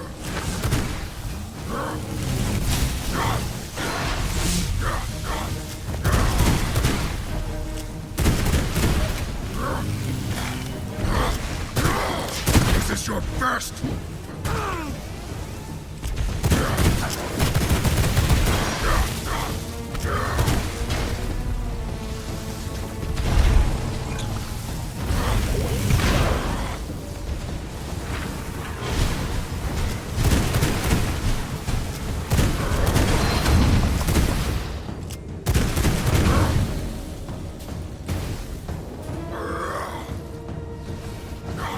Witness perfection!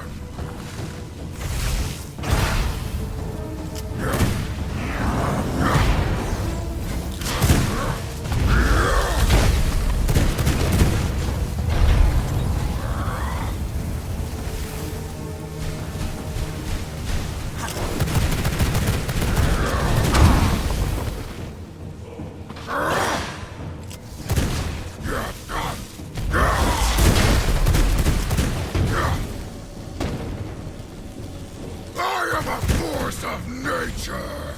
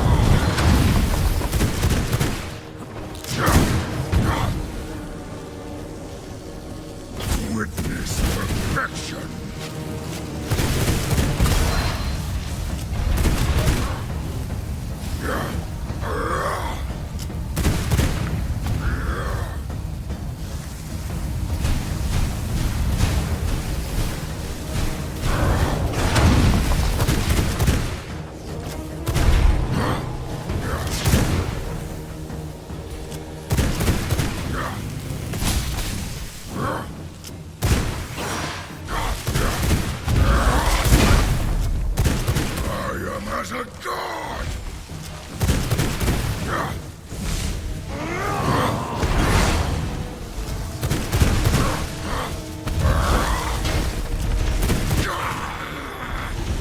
This Alright, and with Adam defeated, we got a soul shard. That's very good for physical weapons.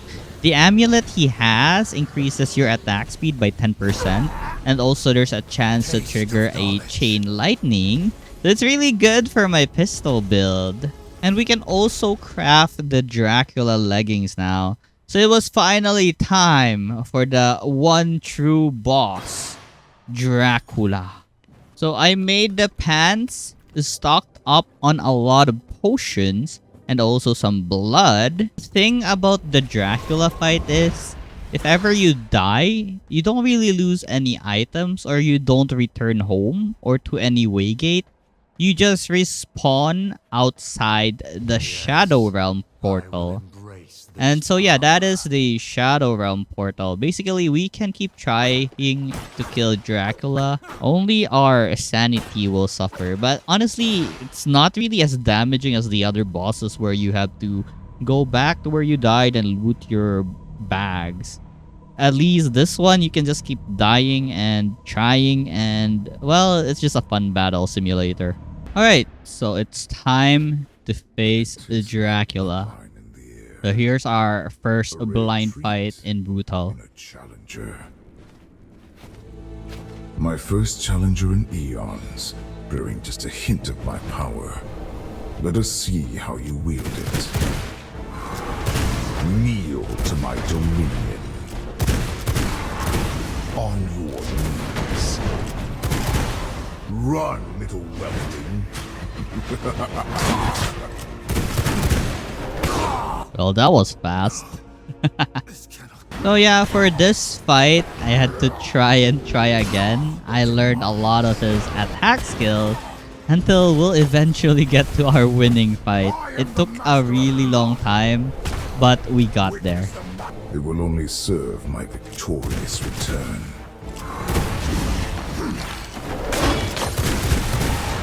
No mercy for the weak.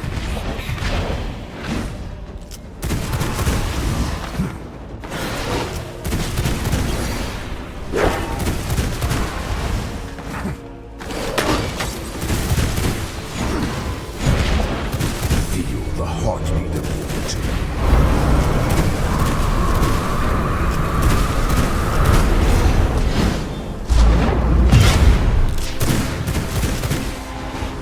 Fleeing will not save you.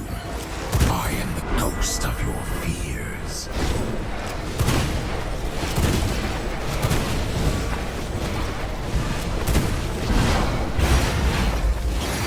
You will learn to obey.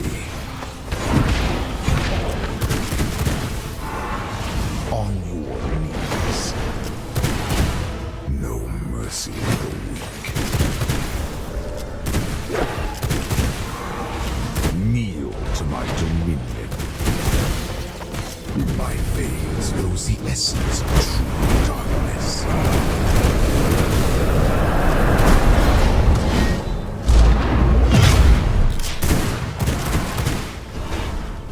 You are a shadow, an imitation. This is what it means to be king.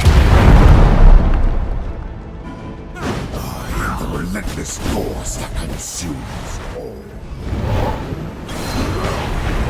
Feel the bloodstorm's tide. I am the ghost of your fears.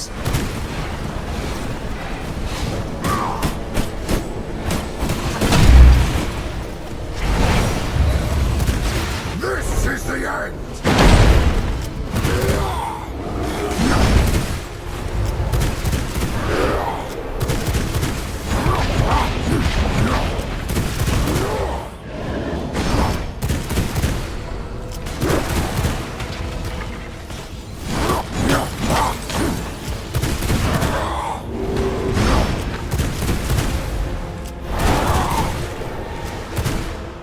I am the master of blood and shadows!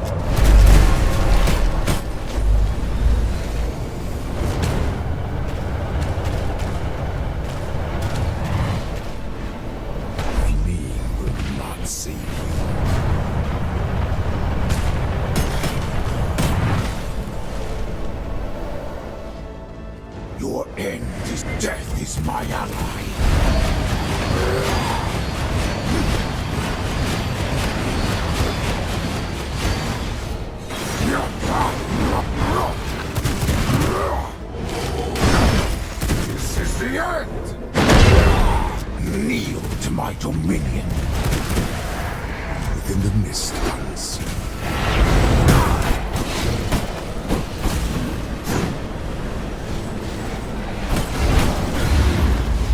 Feel the bloodstorm's tide! This is eternal power.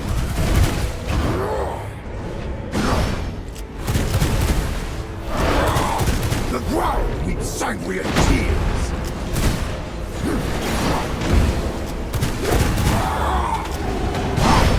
In the night, my power reigns supreme. No! Impossible!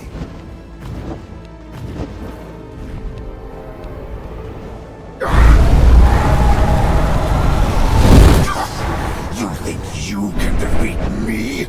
I am inevitable!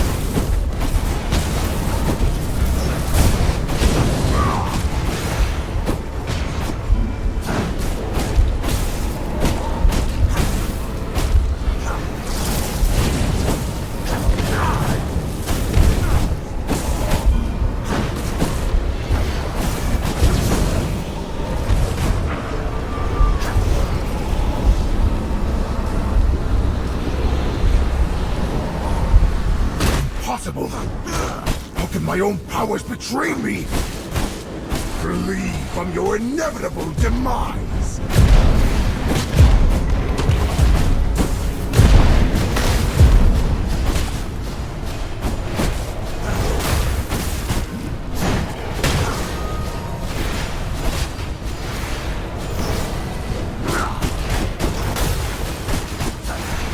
Flee from your inevitable demise!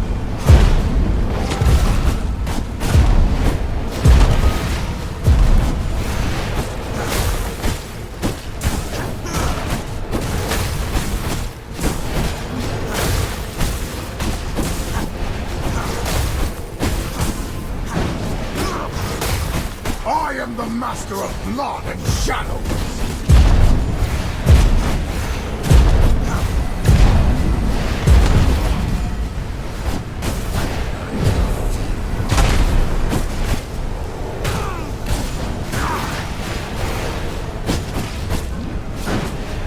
Witness the might of the true immortal king!